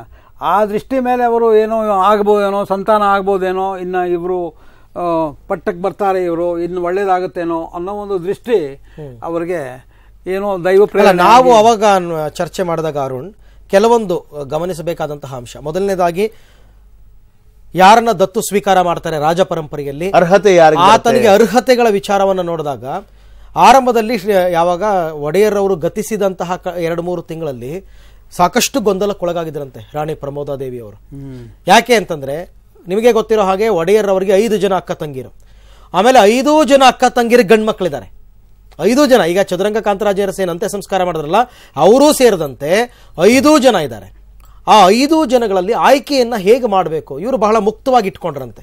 ಇವರಿಗಿರ್ತಕ್ಕಂಥ ಲಿಖಿತ ಕೆಲವೊಂದು ಅಂಶಗಳು ಅಂದ್ರೆ ಹಿಂದೆ ಅರಮನೆಯ ದಾಖಲೆಗಳಲ್ಲಿ ಲಭ್ಯವಿರುವಂತ ಲಿಖಿತ ದಾಖಲೆಗಳನ್ನು ನೋಡಿದಾಗ ಹೀಗೆ ಉತ್ತರಾಧಿಕಾರಿಯಾಗಿ ಆಯ್ಕೆ ಆಗ್ತಕ್ಕಂಥವನಿಗೆ ಮೊದಲನೇ ಮಾನದಂಡ ಏನು ಅಂತಂದ್ರೆ ಆತನಿಗೆ ಮದುವೆಯಾಗಿರಬಾರದು, ಅವಿವಾಹಿತನಾಗಿರಬೇಕು ಅಂತಕ್ಕಂಥದ್ದು. ಇಲ್ಲಿ ಇನ್ನೊಂದಿದೆ, ಒಂದು ವೇಳೆ ಈ 5 ಜನ ಅಕ್ಕ ತಂಗಿಯರಿದಾರಲ್ಲ ಒಡೆಯರವರಿಗೆ, ಆ 5 ಜನ ಅಕ್ಕ ತಂಗಿಯರಲ್ಲಿ ಯಾರಾದರೂ ಅಂತರ್ಜಾತಿ ವಿವಾಹವಾಗಿದ್ದರೆ ಅವರನ್ನ ಸೇರಿಸೋದಿಲ್ಲ, ಅವರನ್ನ ಸಂಪೂರ್ಣವಾಗಿ ತೊಡೆದು ಹಾಕಬೇಕು. ಅವ್ರಿಗೆ ಎಂತ ಅರ್ಹತೆ ಇದ್ರೂ ಇಲ್ಲ. ಒಬ್ಬ ಶ್ರೀಕಂಠದತ್ತ ನರಸಿಂಹರಾಜ ಒಡೆಯರ್ ಅವರ ಒಬ್ಬ ಸಹೋದರಿ ರಾಜಕುಲಕ್ಕೆ ಸಂಬಂಧಿಸಿದ ಅಂದ್ರೆ ಅರಸು ಮನೆತನಕ್ಕೆ ಸಂಬಂಧಿಸದ ವ್ಯಕ್ತಿಯನ್ನ ಮದುವೆಯಾಗಿದ್ದಾರೆ ಅನ್ನೋ ಕಾರಣಕ್ಕೆ ಅವರ ಒಬ್ಬ ಮಗನನ್ನ ಮೊದಲ ಪ್ರಯಾರಿಟಿ ಅವ್ರದೇ ಇದ್ದಿದ್ದು. ಹೌದು, ಆತ ಸರ್ವಗುಣ ಸಂಪನ್ನ, ನೋಡೋದಕ್ಕೆ ಜಯಚಾಮರಾಜೇಂದ್ರ ಒಡೆಯರ್ ಅವರಿದ್ದ ಹಾಗೇ ಇದ್ರು. ಹಾಗಾಗಿ ಶ್ರೀಕಂಠದತ್ತ ಒಡೆಯರ್ ಅವರು ಬದುಕಿದ್ದಾಗಲೇನೆ ಅವರನ್ನ ಉತ್ತರಾಧಿಕಾರಿಯನ್ನಾಗಿ ನೇಮಕ ಮಾಡುವಂತಹ ಸಾಧ್ಯತೆಗಳಿವೆ ಅಂತ ಹೇಳಲಾಗ್ತಿತ್ತು. ನೀವು ಹೇಳಿದ್ರಲ್ಲ, ಅವರು ಅರಸು ಮನೆತನನ್ನ ಹೊರತುಪಡಿಸಿ ಸಾಮಾನ್ಯರನ್ನ ವಿವಾಹ ಅಲ್ಲಿ ಹೋಯ್ತಾ, ಅದು ಒಂದು ಹೋಯ್ತು. ಅದಾದ ನಂತರ ಎರಡನೇದು ವಿವಾಹವಾಗಿರಬಾರದು, ಮತ್ತೆ ರಾಜ್ಯಭಾರ ಮಾಡುವ ನಿಟ್ಟಿನಲ್ಲಿ ಕನಿಷ್ಠ ವಿದ್ಯಾರ್ಹತೆ ಇರಬೇಕು ಅವರಿಗೆ ಅಂತ. ನಿಜ, ಅದರೊಳಗೆ ವಿಶೇಷವಾಗಿ ಆಡಳಿತದ ಅನುಭವ ಇದ್ರ ಬಗ್ಗೆ ಬಹಳ ಆಶ್ಚರ್ಯಕರವಾದಂತಹ ವಿಚಾರ ಮತ್ತೆ ಕುತೂಹಲ ಭರಿತವಾದಂತಹ ವಿಚಾರ. ಇದ್ರ ಬಗ್ಗೆ ಚರ್ಚೆನ ಮುಂದುವರಿಸ್ತೀನಿ ಒಂದು ಪುಟ್ಟ ವಿರಾಮದ ನಂತರ.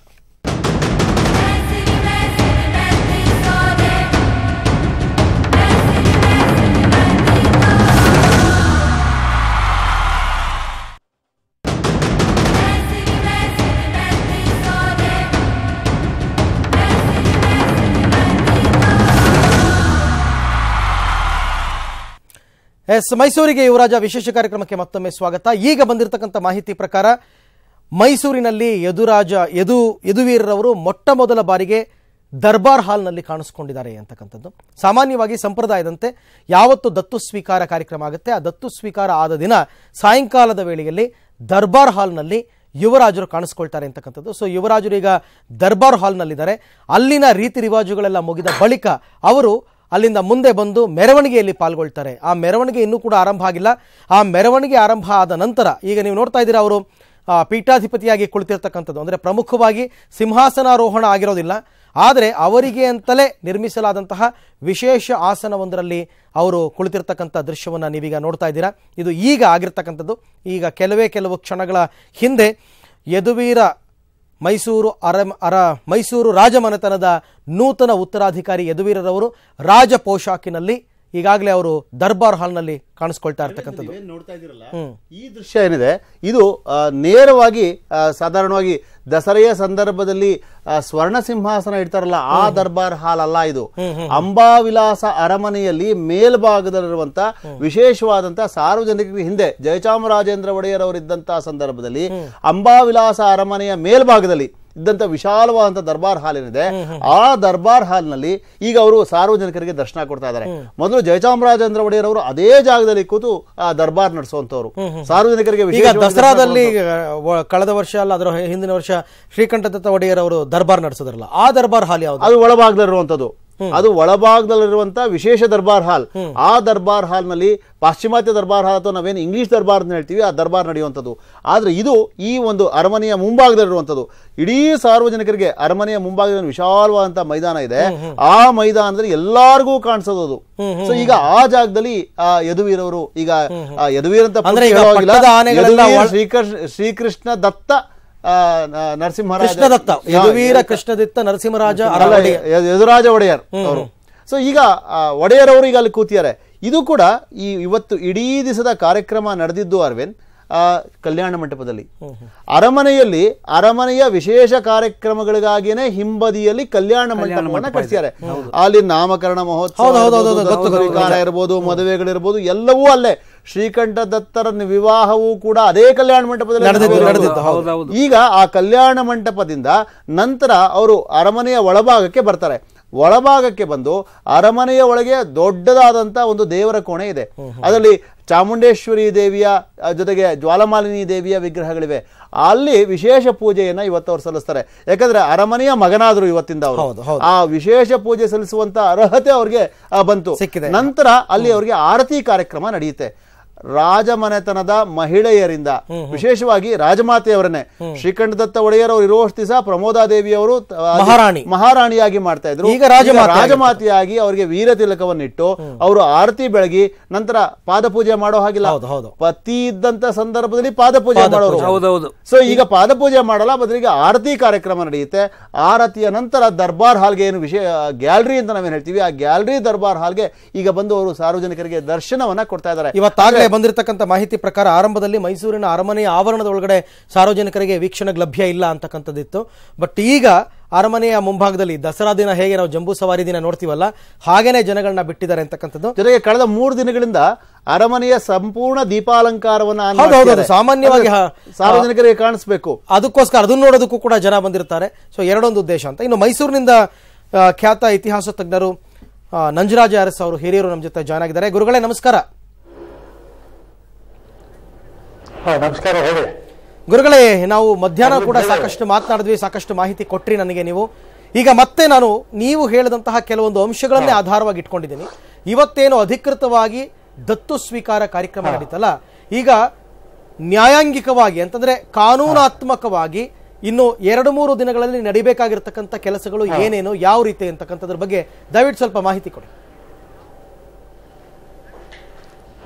ಈಗ ಈ ಮಾಹಿತಿ ಕೊಡೋಕೆ ಮುಂಚೆ ನಿಮ್ಮ ಈಗ ಯಾರು ಮಾತಾಡಿದ್ರಪ್ಪ, ನಿಮ್ ಜೊತೆ ಯಾರ್ಯಾರು ಮಾತಾಡಿದ್ರು? ಗುರುಗಳೇ, ನನ್ನ ಜೊತೆ ಅರುಣ್ ಅವರಿದ್ದಾರೆ, ಮಧ್ಯಾಹ್ನ ನನ್ನ ಜೊತೆ ಇದ್ರು, ನಮ್ಮ ಪೊಲಿಟಿಕಲ್ ಬ್ಯೂರೋ ಹೆಡ್. ಅದ್ರ ಜೊತೆಗೆ ಶ್ರೀನಿವಾಸ ಮೂರ್ತಿ ಅಂತ ಅಂದ್ಬಿಟ್ಟು ಜ್ಯೋತಿಷಿಗಳಿದ್ದಾರೆ, ಅವರು ಕೂಡ ಈ ಹಿಂದೆ ಅರಮನೆಯಲ್ಲಿ ಕೆಲಸ ಮಾಡಿದಂತಹವರು. ನಾವು ಈಗ ಅಲ್ಲ ಅರವಿಂದ್, ನೀವು ನನ್ನ ಜೊತೆ ಮಾತಾಡಕ್ ಮೊದಲು ಯಾರೋ ಅರುಣ್ ಮಾತಾಡಿದ್ರು ದರ್ಬಾರ್ ಹಾಲ್ ಬಗ್ಗೆ. ಅವರು ಯಾರೋ ಅರುಣ್, ಅವ್ರಿಗೆ ಅವರ ಕ್ಷಮೆ ಕೇಳಿ ಹೇಳ್ತೀನಿ, ಅವರು ಪೂರ್ತಿ ಸರಿ ಹೇಳಲಿಲ್ಲ. ಇವತ್ತು ಏನೋ 2 ದರ್ಬಾರ್ ಹಾಲ್ ಇವೆ. ಒಂದು ಇವತ್ತು ಈಗ ಆತ ಎಲ್ಲಿ ಕೂತಿಯಾನೆ, ನಮ್ಮ ಹತ್ರ ನಮ್ಮ ಟಿವಿಲಿ ಇಲ್ಲ, ಅದು ಆ ಮೈನ್ ದರ್ಬಾರ್ ಹಾಲ್ ಇದೆಯಲ್ಲ, ಅಲ್ಲಿ ಅದು ನವರಾತ್ರಿಯ ದರ್ಬಾರನ್ನ ಜಯಚಾಮರಾಜ ಒಡೆಯರ್ ಇರೋವರೆಗೂ ಕೂಡ ಮಾಡ್ತಾ ಇದ್ರು. ಇರುವವರೆಗೆ ಅಂದ್ರೆ 1969ರವರೆಗೆ ಮಾಡಿದ್ರು. 70ರಿಂದ 73ನೇ ಇಸ್ವಿವರೆಗೆ ಅವರು ಮಾಡ್ಲಿಲ್ಲ. ಯಾತಕ್ಕೆ ಮಾಡ್ಲಿಲ್ಲ ಅಂದ್ರೆ 69ರಲ್ಲಿ ಅವರ ರಾಜಧನವನ್ನ ರದ್ದು ಮಾಡಿದ್ರು ಶ್ರೀಮತಿ ಇಂದಿರಾ ಗಾಂಧಿ ಅವರು ಪ್ರಧಾನಿಯಾಗಿದ್ದಾಗ. ಅದು ಅದು ಪಾರ್ಲಿಮೆಂಟ್ ಅಲ್ಲಿ 1 ವೋಟಿಂದ ಬಿದ್ದೋಯ್ತು. ಆಮೇಲೆ ಮತ್ತೆ 71ರಲ್ಲಿ ಅದು ಅಕ್ಸೆಪ್ಟ್ ಆಯ್ತು. ಇವರ ಆದೇಶ ಬಂದ ತಕ್ಷಣ 69ರ ಕೊನೆಯಲ್ಲಿ ಅವರು ಏನು ನವರಾತ್ರಿ ಆಚರಣೆಯನ್ನ ಮೈನ್ ದರ್ಬಾರ್ನಲ್ಲಿ ಮಾಡಿ ಅಂಬಾರಿಯಲ್ಲಿ ಕೂತು ಬನ್ನಿ ಮಂಟಪಕ್ಕೆ ಹೋದ್ರಲ್ಲ, ಅದು ಕೊನೆಯದು. 70ರಿಂದ 73ರವರೆಗೆ ಅವರು ನವರಾತ್ರಿ ಆಚರಣೆಯನ್ನು ಮಾಡಲೇಬೇಕಾಗಿತ್ತು. ಆದರೆ ರಾಜನ ಗರಿಮೆಯನ್ನ ಉಳಿಸ್ಕೊಳಕ್ ಆಗ್ಲೇ ಇಲ್ಲ. ಅವರು ರಾಜಧನ ಕಿತ್ತಾಕ್ಬಿಟ್ಟು ನೀನು ಶ್ರೀಸಾಮಾನ್ಯ ಟ್ಯಾಕ್ಸ್ ಪೇಯರ್ ಅಂತ ಸರ್ಕಾರ ಆದೇಶ ಮಾಡ್ತವ್ರಿಗೆ. ಆವಾಗ ಅವರು ನಾನು ಸಿಂಹಾಸನದಲ್ಲಿ ಕೂರೋದಿಲ್ಲ ಅಂತಂದ್ರು. ಆಗ ಮೊಟ್ಟ ಮೊದಲನೆಯದಾಗಿ ಅಂಬಾವಿಲಾಸ ಅಂತ ಏನೋ ಒಂದು ಹಾಲ್ ಇದೆ, ಆ ಹಾಲ್ಗೆ ಅಂಬಾವಿಲಾಸ ಸಭಾಂಗಣಕ್ಕೆ ದರ್ಬಾರ್ ಉತ್ಸವಾಚರಣೆನ ಅಲ್ಲಿಗೆ ಸ್ಥಳಾಂತರ ಮಾಡಿದ್ರು. ಉತ್ಸವಾಚರಣೆ ಅಂದ್ರೆ ಸಿಂಹಾಸನವನ್ನ ಅಲ್ಲಿ ಇಟ್ಟು ಪೂಜೆ ಮಾಡಿದ್ರು. ಅದಕ್ಕೆ ಪೂಜೆ ಮಾಡಿ ಅವರು ಸಿಂಹಾಸನದಲ್ಲಿ ಕೂರ್ಲಿಲ್ಲ, ಪಟ್ಟದ ಕತ್ತಿಯನ್ನ ಸಿಂಹಾಸನದಲ್ಲಿ ಇಟ್ಬಿಟ್ಟು ಬಂಡಿಪರಿ ಕೊಟ್ಟೋಗ್ಬಿಟ್ರು. ಸಂಜೆಯ ಸಿಂಹಾಸನ ಪೂಜೆ ನೀನ್ ಮಾಡು ಅಂತ ಶ್ರೀಕಂಠ ದತ್ತಂಗೆ ಹೇಳ್ಬಿಟ್ಟು ಅವ್ರು ಹೊರಟೋಗ್ಬಿಟ್ರು. ಅನಂತರ ಸಂಜೆಯ ಪೂಜೆಯನ್ನೆಲ್ಲ ಮಾಡಿದ್ದು ಶ್ರೀಕಂಠ ದತ್ತನೇ. 73ರವರೆಗೂ ಅವರು ಅಂಬಾರಿ ಸಿಂಹಾಸನದಲ್ಲಿ ಕೂರ್ಲಿಲ್ಲ. ಅಂಬಾರಿಯಲ್ಲಿ ಕೂತು ಬನ್ನಿ ಮಂಟಪಕ್ಕೆ ಹೋಗಿ ಬನ್ನಿ ಪೂಜೆ ಮಾಡ್ಲಿಲ್ಲ. ಕಾರಲ್ಲಿ ಹೋಗವರು, ಕಾರಲ್ಲಿ ಬನ್ನಿ ಮಂಟಪಕ್ಕೆ ಹೋಗಿ ಬನ್ನಿ ಪೂಜೆ ಮಾಡೋರು. ಆದ್ರಿಂದ ಅಲ್ಲಿ ಇದೊಂದು ಅರ್ಧ ಮಾಹಿತಿಯನ್ನು ಅವರು ಸರಿಯಾಗಿ ಹೇಳಲಿಲ್ಲ ನಿಮ್ಮ ಸ್ನೇಹಿತರು ಅಲ್ಲಿ ಅಷ್ಟೇ.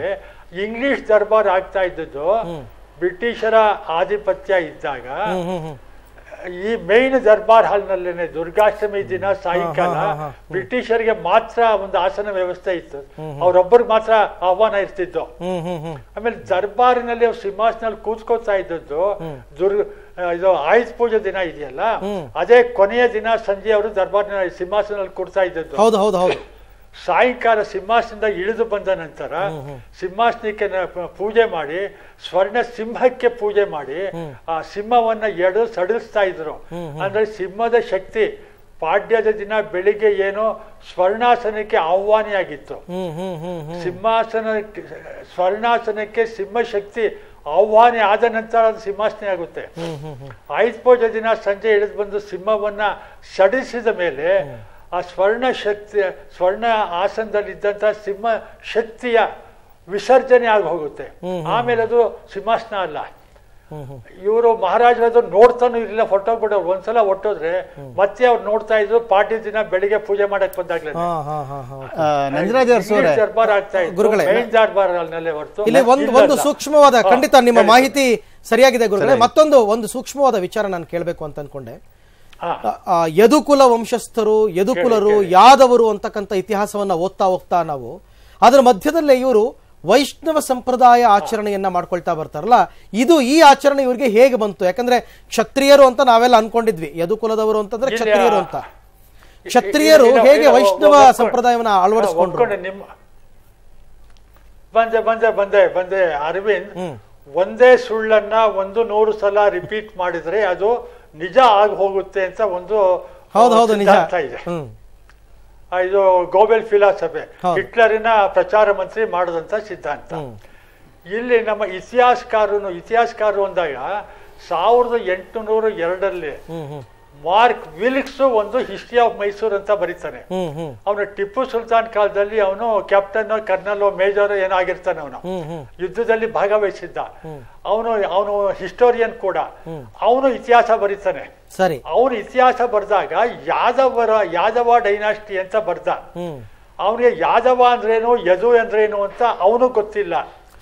ಅವನು ಯಾದವ ಅಂತ ಏನು ಬರ್ದ ಅದನ್ನೇ ಇಟ್ಕೊಂಡು ನಮ್ಮ ಇತಿಹಾಸಕಾರರು ಅವನು ಹೇಳಿದ್ದೆ ಸತ್ಯ ಅಂತ ಹೇಳ್ಕೊಂಡು ಇವರು ಬರ್ಕೊಂಡು ಬಂದ್ಬಿಟ್ರು.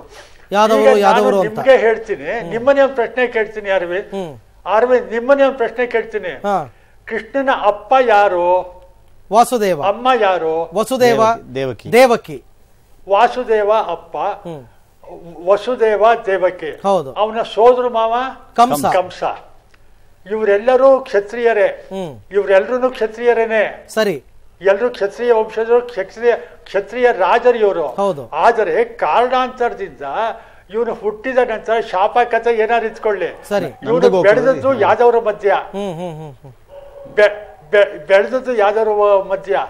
ಅವನ DNA ಇವತ್ತಿರುವಂತ DNA ಏನಾದ್ರು ತೆಗ್ದಿದ್ರೆ ಕೃಷ್ಣಂದು ಅಲ್ಲಿ ಕ್ಷತ್ರಿಯ ರಕ್ತನೇ ಇದ್ದದ್ದು.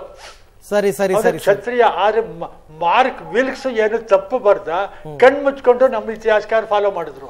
ಈಗ ಇನ್ನೊಂದು ಒಟ್ಟಾರೆಯಾಗಿ ಯದುಕುಲದ ಅರಸರು ಯಾದವರಲ್ಲ ಅನ್ನೋದು ನಿಮ್ಮ ವಾದ. ಯದುಕುಲದ ಅರಸರು ಯಾದವರಲ್ಲ, ಯದುರಾಯನಿಂದ ಬಂದವರು. ಬಂದೆ ಹೇಳ್ತೀನಿ. ಇದು ನಾವು ಯದುವಂಶವನ್ನ ಹೇಳುವಾಗ ಯದುರಾಯನಿಂದ ಏನು ಪ್ರಾರಂಭ ಆಯ್ತು ಅಂತ ನಾವು ಹೇಳ್ಕೊತೀವಿ. 1399ರಲ್ಲಿ ಕೃಷ್ಣನ ವಂಶಜರು ಅಂತ ಹೇಳ್ಕೊಂಡ್ ಬರ್ತಾರೆ. ಹೇಳಿರೋರು ಯಾರು ಅಂದ್ರೆ ಮುಮ್ಮಡಿ ಕೃಷ್ಣರಾಜ ಒಡೆಯರು ಶ್ರೀಮನ್ ಮಹಾರಾಜರ ವಂಶಾವಳಿ ಅಂತ ಒಂದು ಗ್ರಂಥ ಬರ್ದಿದ್ದಾರೆ. ಅದರಲ್ಲಿ ಅವರು ಹೇಳ್ಕೊಂಡ್ ಬರ್ತಾರೆ. ಒಂದೇ ಅಥಾರಿಟಿ ನಮ್ಮ ಹತ್ರ ಇರೋದು. ಅದನ್ನ ಕಾಪಿ ಮಾಡಿ ಬೇರೆಯವರು ಬರೆದ್ರು. ಅಲ್ಲಿ ಈ ಕೃಷ್ಣನ ವಂಶಜರು ಅಂದಾಗ ಕೃಷ್ಣ ಕ್ಷತ್ರಿಯ ಜನ್ಮನೇ ಒಂದು, ಅದು ಬೆಳೆದದ ಯಾದವರ ಮಧ್ಯ. ಅದೇ ರೀತಿ ಕರ್ಣ ಕೂಡ ಕ್ಷತ್ರಿಯ ತಾಯಿಯ ಮಗ ಅವನು, ಕ್ಷತ್ರಿಯ ಮಾತೆಯ ಮಗ ಅವನು. ಅದು ಬೆಳೆದದ್ದು ಸೂತರ ಮಧ್ಯ. ಬುಟ್ಟಿಲಿಟ್ಟು ದೋಣಿಯಲ್ಲಿ ಅವನ ಇಟ್ಟು ಅವನು ಬೆಸ್ತರ ಮಧ್ಯ ಬೆಳೀತಾನೆ. ಅವನು ಬೆಸ್ಟ್ ಆಗೋದಿಲ್ಲ. ಇತಿಹಾಸದಲ್ಲಿ ಈ ರೀತಿ ತಪ್ಪಾಗ್ಬಿಟ್ಟು ಇದಾಗಿದೆ. ಆಮೇಲೆ ಇನ್ನೊಂದು ಹೇಳ್ಬಿಡ್ತೀನಿ ನಿಮ್ಗೆ. ಇವರು ಜಯಚಾಮರಾಜ ಒಡೆಯರ್ ಮಹಾರಾಜರಾಗಿ ಮೇನ್ ದರ್ಬಾರ್ ನಲ್ಲಿ ಸಿಂಹಾಸನದಲ್ಲಿ ಕೂತ್ಕೊಳ್ತಾ ಇದ್ರಲ್ಲ, ಎದುರುಗಡೆ ಅಲ್ಲಿ ಒಂದು ಆರ್ಚ್ ಹಾಕೋರು, ಲೈಟ್ ನಲ್ಲಿ ಒಂದು ಆರ್ಚ್ ಹಾಕೋರು. ಆರ್ಚ್ ಹಾಕ್ಬಿಟ್ಟು ಲೈಟ್ ಹಾಕೋರು. ಚಿರಮಭಿವರ್ಧತಾಂ ಯದುಕುಲ ಸಂತಾನಶ್ರೀ ಅಂತ ಹಾಕೋರು. ಚಿರಮಭಿವರ್ಧತಾಂ ಯದುಕುಲ ಸಂತಾನಶ್ರೀ. ಯಾದವ ಕುಲ ಅಲ್ಲ, ಯದು ಮಹಾರಾಜನಿಂದ ಬಂದಂತ ಕುಲ. ಯದುವಿಂದ ಹಾಗಾದ್ರೆ ಯದುಕುಲದವರಿಗೆ ಪ್ರಾರಂಭ ಆಗುತ್ತೆ. ಈ ಯದುಕುಲದವರಿಗೆ ವೈಷ್ಣವ ಸಂಪ್ರದಾಯದ ನಂಟು ಹೇಗೆ ಅಂತ? ಅಲ್ಲ, ಯಾಕಂದ್ರೆ ಅರಸು ಮನೆತನ ಅಂತಂದ್ರೆ ಕ್ಷತ್ರಿಯರು. ಕ್ಷತ್ರಿಯರಿಗೂ ಈ ವೈಷ್ಣವ ಸಂಪ್ರದಾಯಕ್ಕೂ ಅಥವಾ ವೈದಿಕ ಸಂಪ್ರದಾಯಕ್ಕೂ ಏನ್ ಸಂಬಂಧ? ಸುಮಾರು ಸುದೀರ್ಘವಾಗಿ ಹೇಳ್ಬೇಕಾಗುತ್ತೆ ಅರವಿಂದರ ಕಥೆಯ. ಇಲ್ಲಿ ಅವನ ವಂಶ ಪ್ರಾರಂಭ ಆಗೋದಕ್ಕೆ ವೀರಶೈವ ಜಂಗಮರು ಅದೊಂದು ಸಹಾಯ ಮಾಡಿರ್ತಾರೆ. ಆದ್ರಿಂದಾಗಿ ಅವರ ಕಾವಿ ಬಣ್ಣದ ಇದನ್ನೇ ಅವನು ಹಾಕೋತಾ ಇದ್ದ. ಯಾವುದೋ ಅರಸು ವಂಶದ ಫ್ಲಾಗ್ ಇತ್ತಲ್ಲ ಯದುವಂಶದ್ದು, ಅದನ್ನೇ ಅದು ಒಂದ್ ಕಡೆ ಇದೆ. ನಾವು ಶೈವ ಮತವನ್ನು ಕೂಡ ನಾವು ಫಾಲೋ ಮಾಡ್ಕೊಂಡ್ ಬಂದ್ವಿ. ಚಾಮುಂಡಿ ನಮ್ಮ ಅಧಿದೇವತೆ ಅಂದಾಗ ಚಾಮುಂಡಿಯಲ್ಲಿ ರೂಪಾಂತರಗಳಾಗ್ತಾ ಬರ್ತವೆ. ಚಾಮುಂಡಿ ಮೊದಲು ಬೇಸಿಕಲಿ ಅವಳು ಮಾರಮ್ಮ, ಊರ ಗ್ರಾಮ ದೇವತೆ. ಆಮೇಲೆ ಜೈನರ ಒಂದು ದೇವತೆ ಆಗ್ತಾಳೆ, ಜೈನ ದೇವತೆ ಆಗ್ತಾಳೆ ಅವಳು, ಯಕ್ಷಿಣಿ ಆಗ್ತಾಳೆ ಅವಳು. ಅನಂತರ ಅವಳು ಶೈವ ಧರ್ಮದಲ್ಲಿ ಪಾರ್ವತಿ ಆಗ್ತಾಳೆ. ಮುಮ್ಮಡಿ ಕೃಷ್ಣ ಅವಳು ಪೂಜೆ ಮಾಡ್ತಿದ್ದವರೆಲ್ಲ ಇವರು ಶೈವಾಚಾರ್ಯರು. ನಾವು ಆಡು ಮಾತಿನಲ್ಲಿ ತಂಬಡಿಗಳನ್ನು ಬಿಡ್ತೀವಿ. ಶಿವಾಚಾರ್ಯರು ಅವಳ ಪೂಜೆ ಮಾಡ್ತಾ ಇದ್ದದ್ದು. ಮುಮ್ಮಡಿ ಕೃಷ್ಣರಾಜ ಒಡೆಯವರು 1799 ನಂತರ ಮೈಸೂರಿಗೆ ಬಂದಾಗ ಆಗವಾಗ ದಿವಾನ್ ಆಗಿದ್ದಂತ ಪೂರ್ಣಯ್ಯನ ಪ್ರಭಾವ ಇರುತ್ತೆ.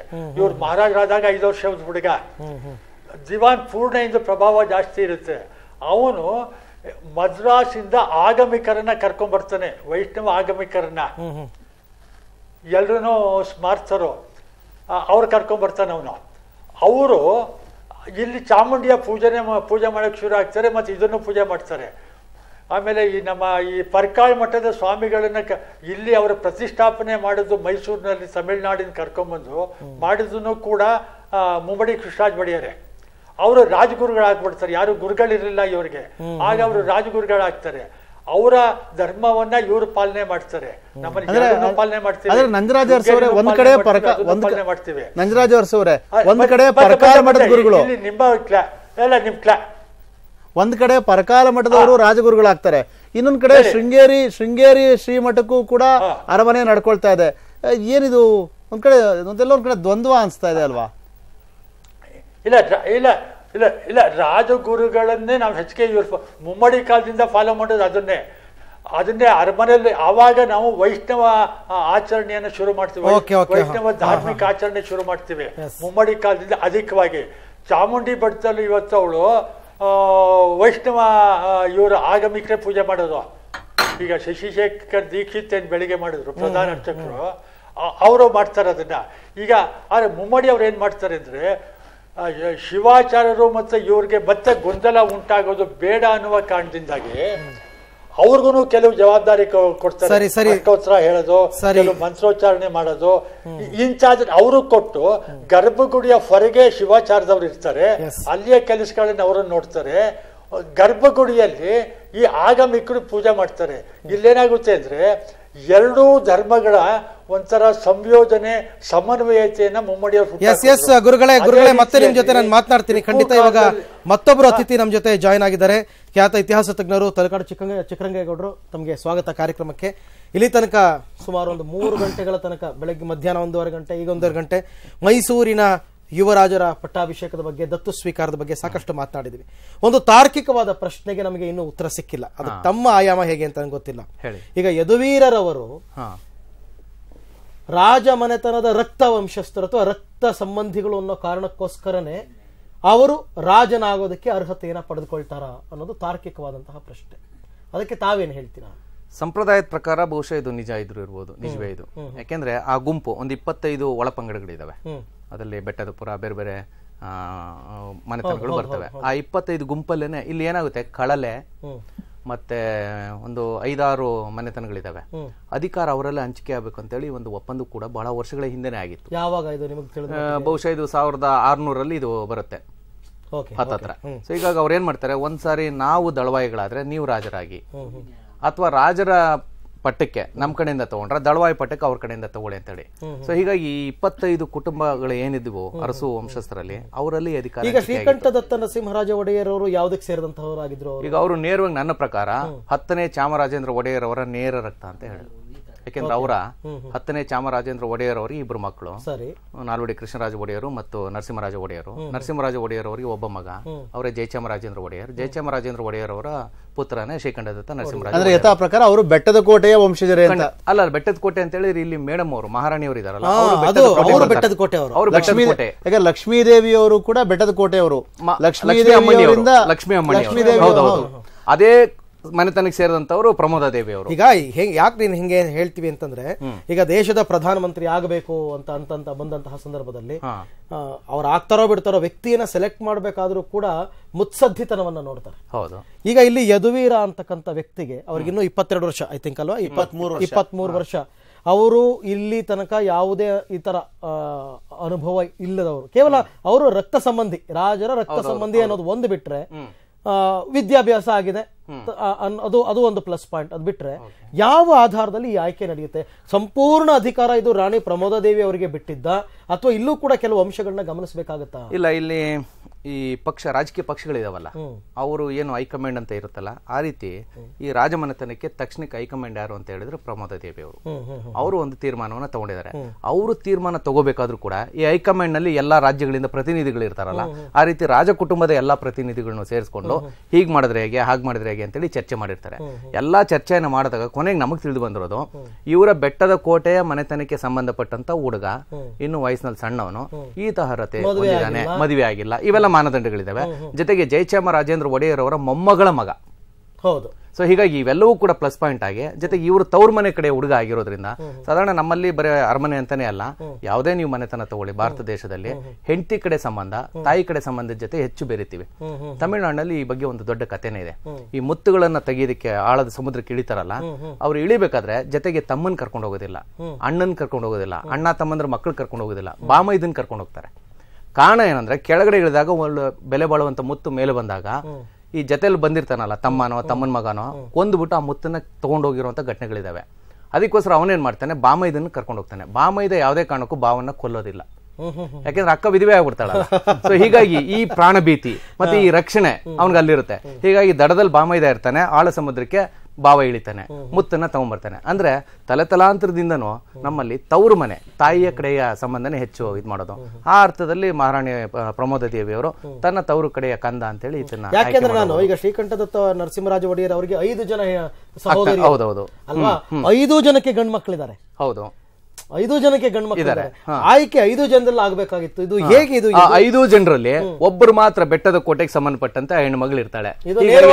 ಹೌದೌದು, ಖಂಡಿತವಾಗಿಯೂ. ಆಮೇಲೆ ಇದು ತಪ್ಪು ಕೂಡ ಇಲ್ಲ, ಯಾಕೆಂದ್ರೆ ಅವ್ರ ಇನ್ನೊಂದು ಅವ್ರ ನಾಳೆ ದಿನ ಬಾಳಿ ಬದುಕಬೇಕಾಗಿರೋದು ಆ ಹುಡುಗನ ಜೊತೆ, ಆ ಹುಡುಗನು ಕೂಡ ಬಾಳಿ ಬದುಕಬೇಕಾಗಿರೋದು ಇವ್ರ ಜೊತೆ. ಸೊ ಹೀಗಾಗಿ ಆ ಕಡೆಯಿಂದ ತಗೊಂಡಿರ್ತಾರೆ. ಮತ್ತೆ ಇನ್ನು ನಮ್ಮಲ್ಲಿ ಏನಂದ್ರೆ ಇಡೀ ರಾಜ್ಯದ ಜನರಿಗೆ 5 ಜನ ಜಯಚಾಮರಾಜೇಂದ್ರ ಒಡೆಯರ್ ಅವರ ಪುತ್ರಿಯರಿದ್ರಲ್ಲ, ಅವರಲ್ಲಿ ಯಾರನ್ನ ತಗೊಂಡ್ರು ನಮ್ಗೆ ಏನು ಅನ್ಸಲ್ಲ.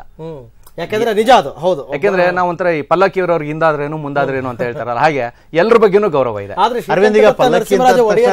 ಸ್ವಲ್ಪ ಆತರ ಇರ್ಲಿಲ್ಲ ಅವ್ರ ಮನಸ್ಸಿನಲ್ಲಿ, ಇವ್ರು ಇರ್ಲಿಲ್ಲ ಯದುವೀರ ಅವರು ಅಂತಕ್ಕಂಥದ್ದೆಲ್ಲ ಅಲ್ಲ. ಈಗ ಶ್ರೀಕಂಠದತ್ತ ನರಸಿಂಹರಾಜ ಒಡೆಯರ್ ನಮ್ಮ ಜೊತೆ ಇಲ್ಲದೆ ಇರೋದ್ರಿಂದ ಅವ್ರ ಮನಸ್ಸಲ್ಲಿ ಏನಿತ್ತು ಅಂತೇಳಿ ಈಗ ಚರ್ಚೆ ಮಾಡೋದಷ್ಟು ಸೂಕ್ತವಲ್ಲ.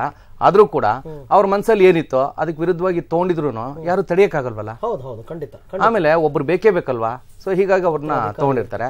ಆಮೇಲೆ ಪಲ್ಲಕ್ಕಿಯ ಮಾತು ಹೇಳ್ತಿದ್ದಾಗನೆ ಈಗ ಅಲ್ಲಿ ಬೆಳ್ಳಿಯ ಸಾರೋಟಿನಲ್ಲಿ ಮೆರವಣಿಗೆ ಆರಂಭ ಆಗಿರ್ತಕ್ಕಂಥದ್ದು ಇವಾಗ. ಹೌದು, ಅದಕ್ಕೆ ಮದುವೆಗೆ ಸೋದರ ಮಾವನಿಗೆ ಹಾರ ಹಾಕಿ ಹುಡುಗಿನ ಕರ್ಕೊಂಡ್ ಬರೋದು, ಸೋದರ ಮಾವನೇ ದಾರೆ ಇದ್ ಮಾಡೋದು, ಹೆಣ್ಣನ್ನ ಹೌದು ಹೂನಾರ ಹಾಕಿ ಹುಡುಗಿ ನೀನೇ ಕರ್ಕೊಂಬಮ್ಮ ಅಂತ. ಅರ್ಥ ಏನ್ ಗೊತ್ತಾ, ಹೆಣ್ಣು ಮಕ್ಕಳ ಮದುವೆ ಆಗ ತನಕ ಹೆಣ್ಣು ಮಕ್ಕಳ ಸಂಪೂರ್ಣ ಹಕ್ಕು ಸೋದರ ಮಾವನಿಗೆ ಇರುತ್ತಂತ. ಜೊತೆಗೆ ಇಲ್ಲಿ ಅರಮನೆ ಸಂಪ್ರದಾಯ ನೀವು ನೋಡ್ತಾ ಇದ್ರಿ. ಅರಮನೆ ಸಂಪ್ರದಾಯದಲ್ಲೂ ಕೂಡ ಬಹುಶಃ ನಂಜರಾಜ ಅರಸು ಅವರು ಹೆಚ್ಚಿನ ಬೆಳಕು ಬೀರ್ಬಲ್ರು.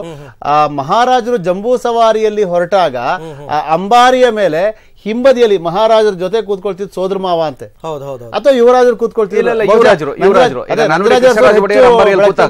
ಹಿಂಭಾಗದಲ್ಲಿ ಯುವರಾಜರಾದಂತ ಕಂಠೀರವ ನರಸಿಂಹರಾಜ ಒಡೆಯರ್ ಕೂತ್ಕೊಳ್ತಾ ಇದ್ರು. ಅದು ಅದರ ಬಗ್ಗೆ ಕೇಳ ಗುರುಗಳೇ, ನನ್ನ ಧ್ವನಿ ಕೇಳ್ತಾ ಇದ್ರೆ ಯಾರು ಈ ರೀತಿ ದರ್ಬಾರ್ನ ಅಂದ್ರೆ ಅಂಬಾರಿ ಹೋಗ್ಬೇಕಾದ್ರೆ ಹಿಂಭಾಗದಲ್ಲಿ ಕುಳಿತುಕೊಳ್ತಾ ಇದ್ದಂತವ್ರು ಯಾರು ಅಂತ? ನಾಲ್ವಡಿ ಕೃಷ್ಣರಾಜ ಒಡೆಯರ್ ಹೋಗುವಾಗ ಅವರ ತಮ್ಮ ಕುರ್ಕೊಳ್ತಾ ಇದ್ರು, ಆಮೇಲೆ ತಮ್ಮನ ಮಗ ಕೂರ್ತಾ ಇದ್ರು. ಅಂದ್ರೆ ಜಯಚಾಮರಾಜ ಒಡೆಯರು ಮತ್ತೆ ಅವ್ರ ತಂದೆ ಕೂರೋರು. ಜಯಚಾಮರಾಜ ಒಡೆಯರ್ ಚಿಕ್ಕ ಹುಡುಗ, ಆಯ್ತಾ. ಜಯಚಾಮರಾಜ ಒಡೆಯರ್ ಹೋದಾಗ ಅವ್ರ ಮಗನೂ ಕೂತ್ಕೊಳ್ಳೋರು, ಶ್ರೀಕಂಠ ದತ್ತ. ಆ ಹಿಂದ್ಗಡೆ ಅವರ ಸೋದರ ಮಾವ ಕೂತ್ಕೊಳ್ಳೋರು. ಸೋದರ ಮಾವ ಯಾಕೆ ಅಂದ್ರೆ ಒಬ್ರು ಅಸಿಸ್ಟೆಂಟ್ ಇರ್ಬೇಕು ಅಂತ ಒಂದಿರುತ್ತೆ. ಅದಕ್ಕಿಂತ ಮುಖ್ಯವಾಗಿ ರಾಜ ಬೀದಿಯಲ್ಲಿ ಅವರು ಮೆರವಣಿಗೆ ಹೋಗುವಾಗ ಅಲ್ಲಿ ನಗರದ ಗಣ್ಯರಿಗೆ ಕೆಲವರಿಗೆ ಹಸಿರು ಮಂಟಪ ಕಟ್ಕೊಂಡು ಇವ್ರಿಗೆ ಹಾರ ಅರ್ಪಿಸೋದಕ್ಕೆ ಅವಕಾಶ ಕೊಡೋರು. ಆ ಹಾರ ಕೊಟ್ಟಾಗ ಅದನ್ನ ಸ್ವೀಕಾರ ಮಾಡಕ್ಕೆ ಮಹಾರಾಜರು ಮುಟ್ತಾರೆ, ಮುಟ್ಟಿ ಅವ್ರಿಗೆ ವಾಪಸ್ ಕೊಡ್ತಾರೆ. ಆದ್ರೆ ಅದನ್ನ ಇಡೋ ಪರಿಸ್ಥಿತಿ ಬಂದಾಗ ಹಿಂದೆ ಒಬ್ಬಿರ್ಬೇಕು, ಹಿಂದೆ ಖರ್ಚು ಕೊಡ್ಬೇಕು, ಈ ಥರದಲ್ಲಿ. ಅದಕ್ಕೆ ಅವ್ರ ಸೋದರ ಮಾವನೇ ಅತ್ಯಂತ ಆಪ್ತರು. ಅವ್ರ ಸೋದರ ಮಾವ ಅವ್ರು ಕೂತ್ಕೊಳ್ಳೋರು. ಅವ್ರು ಯಾರನ್ನಾರು ಕೂರ್ಸ್ಕೋಬಹುದಾಗಿತ್ತು, ಅವ್ರು ಸಾಮಾನ್ಯವಾಗಿ ಕೂರ್ತಾರೆ ಸೋದರ ಮಾವ. ಓಕೆ, ಈಗ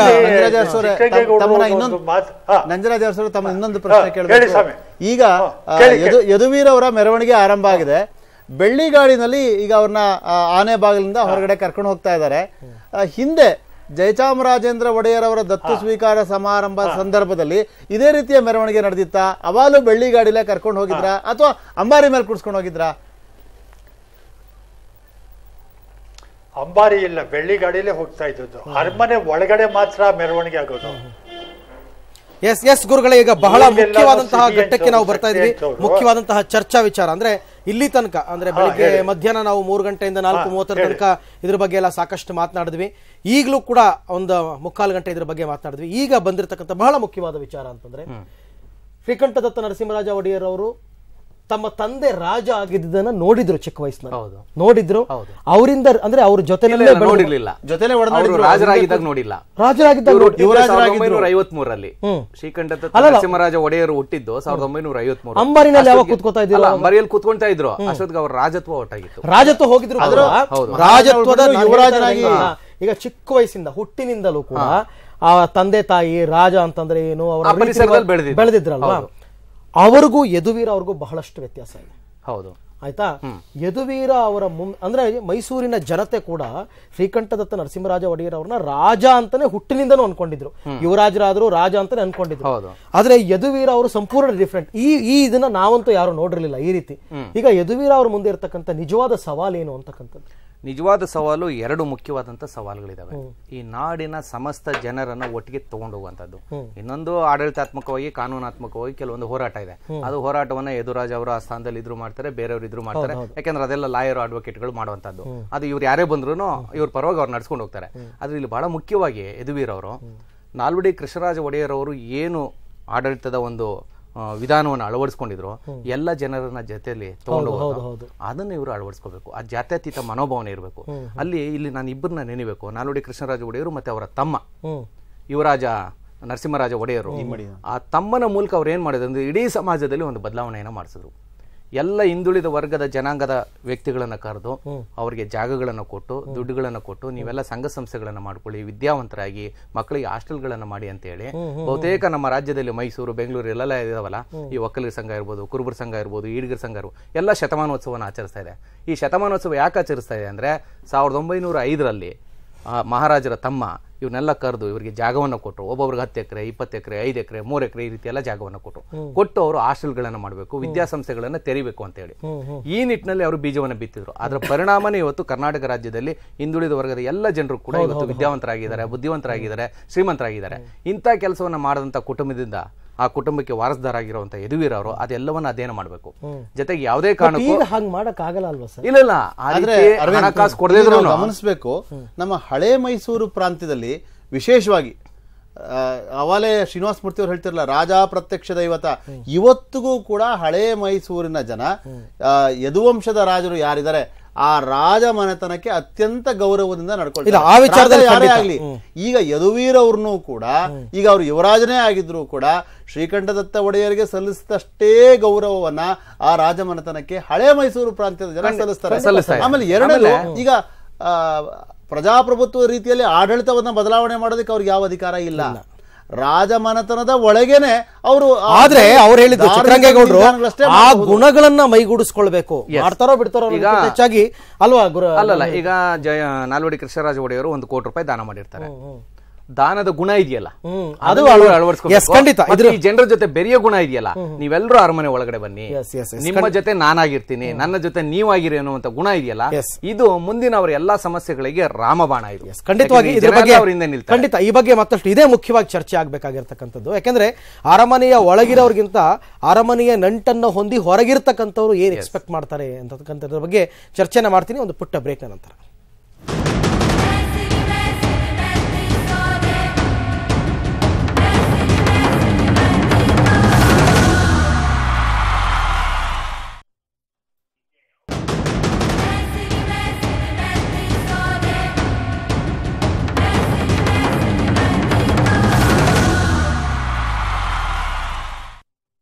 ಮೈಸೂರಿಗೆ ಯುವರಾಜ ವಿಶೇಷ ಕಾರ್ಯಕ್ರಮಕ್ಕೆ ಮತ್ತೊಮ್ಮೆ ಸ್ವಾಗತ. ನಾವು ಬಹಳ ಕುತೂಹಲವಾದಂತಹ ವಿಚಾರದ ಬಗ್ಗೆ, ಗಂಭೀರವಾದ ವಿಚಾರದ ಬಗ್ಗೆ ಚರ್ಚೆ ಮಾಡ್ತಾ ಇದ್ವಿ. ಅಂದರೆ ಯದುವೀರ ಈಗ ಏನು ಯುವರಾಜರಾಗಿ ಬಂದಿರತಕ್ಕಂಥವ್ರು, ಇವರು ಮುಂದೆ ಇರತಕ್ಕಂಥ ನೈಜ ಸವಾಲುಗಳು ಏನು ಅಂತ ಅಂದ್ಬಿಟ್ಟು ಮತ್ತೆ ನಾನೀಗ ನಂಜರಾಜರಸ್ ಅವ್ರ ಹತ್ರ ಹೋಗ್ತಾ ಇದ್ದೀನಿ. ಗುರುಗಳೇ, ತಾವೇನು ಹೇಳ್ತೀರಾ?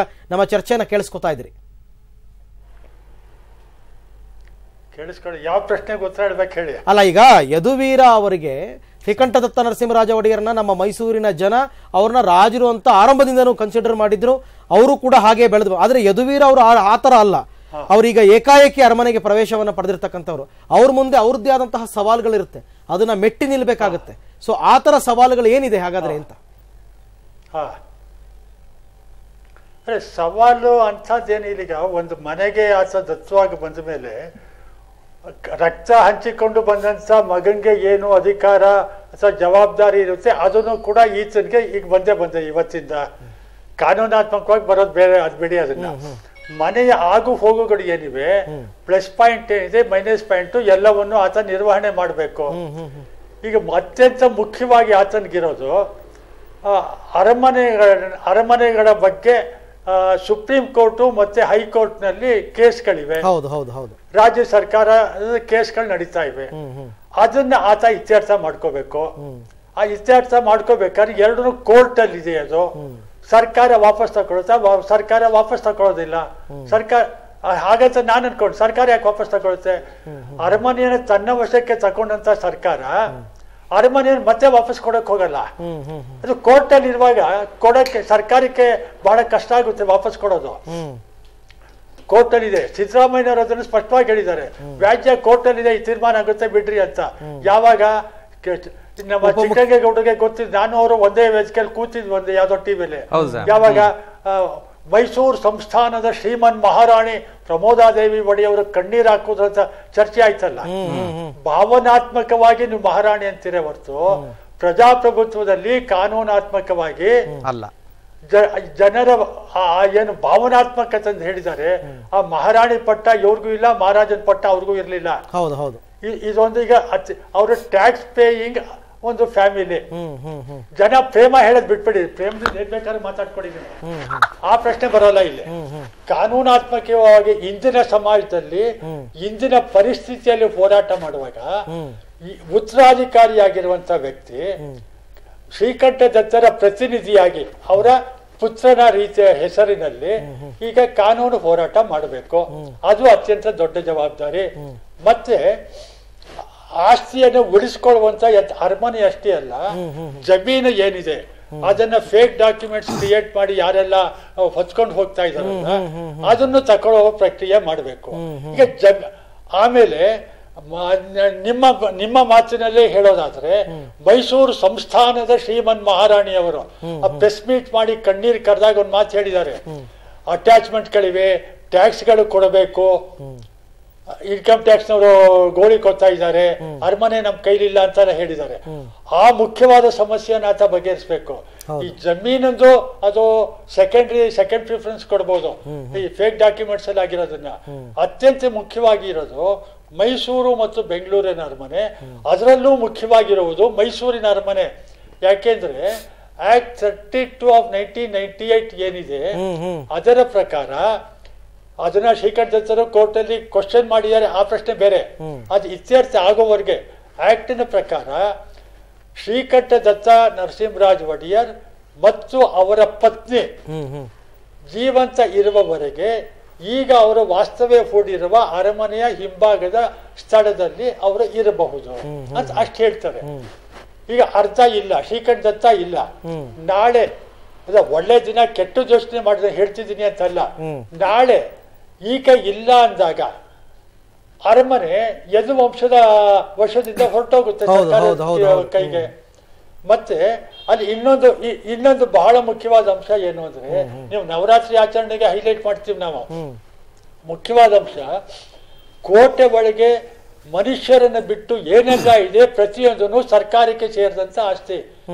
ಪ್ಯಾಲೇಸ್ ಅಂದ್ರೆ ಡೆಫಿನೇಷನ್ ಏನಿದೆ ಅಂದ್ರೆ ಸಿಂಹಾಸನ, ಅಂಬಾರಿ, ಅಲ್ಲಿರೋ ಗಿಫ್ಟ್ಗಳು, ವಾಲ್ ಪೇಂಟಿಂಗ್ಸು, ಸ್ಕಲ್ಪ್ಚರ್ಗಳು, ಮತ್ತೆ ಇವರು ಮಹಾರಾಜರು ನವರಾತ್ರಿಲಿ ಸಿಂಹಾಸನದಲ್ಲಿ ಕೂತ್ಕೊಳ್ಳಕ್ಕೆ ಉಡುಗೆ ತೊಡ್ತಾರಲ್ಲ, ಆ ಉಡುಗೆಯೂ ಕೂಡ ಪ್ಯಾಲೇಸಿನ ಡೆಫಿನೇಷನ್ ಒಳಗೆ ಬರುತ್ತೆ, ಡೆಫಿನೇಷನ್ ಬರುತ್ತೆ.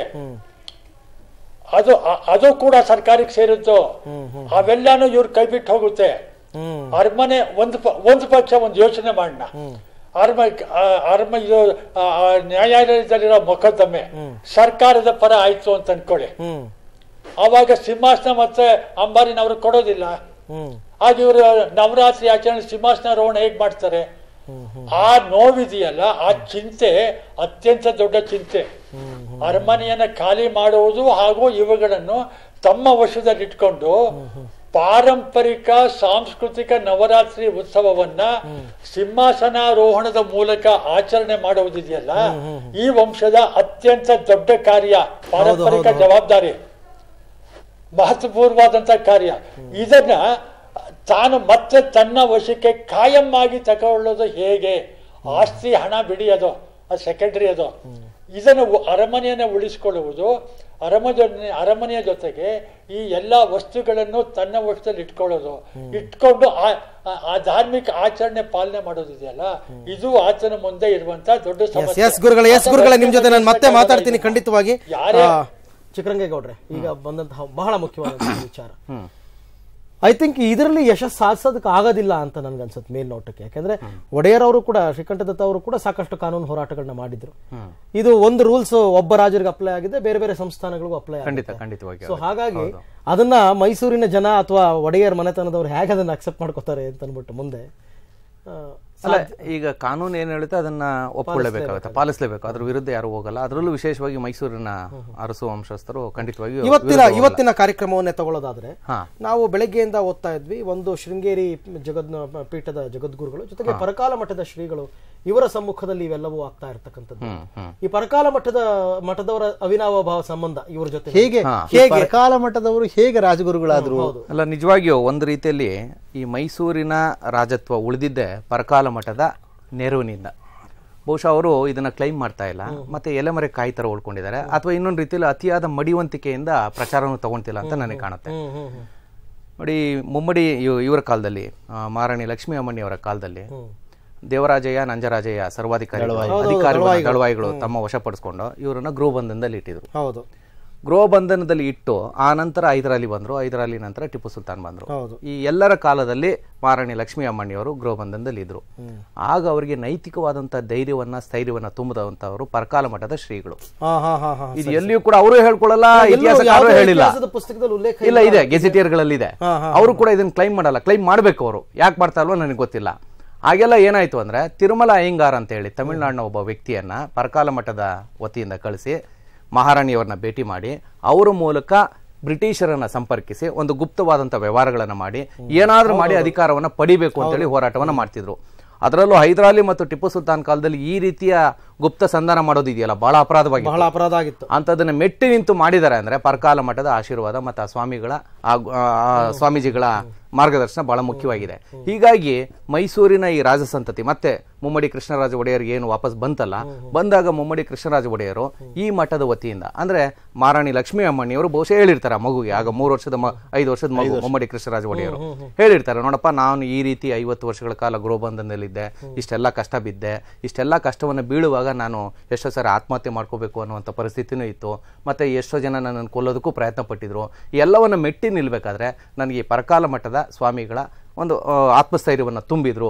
ಹೀಗಾಗಿ ಆ ಮಠದ ಬಗ್ಗೆ ನೀನು ಬಹಳ ಹೆಚ್ಚಿನ ಒಂದು ಗೌರವವನ್ನು ತೋರಿಸ್ಕೊಂಡು ಕೊಡಬೇಕು ಅಂತ ಹೇಳಿ ಬಹುಶಃ ಹೇಳಿದ್ದಾರೆ.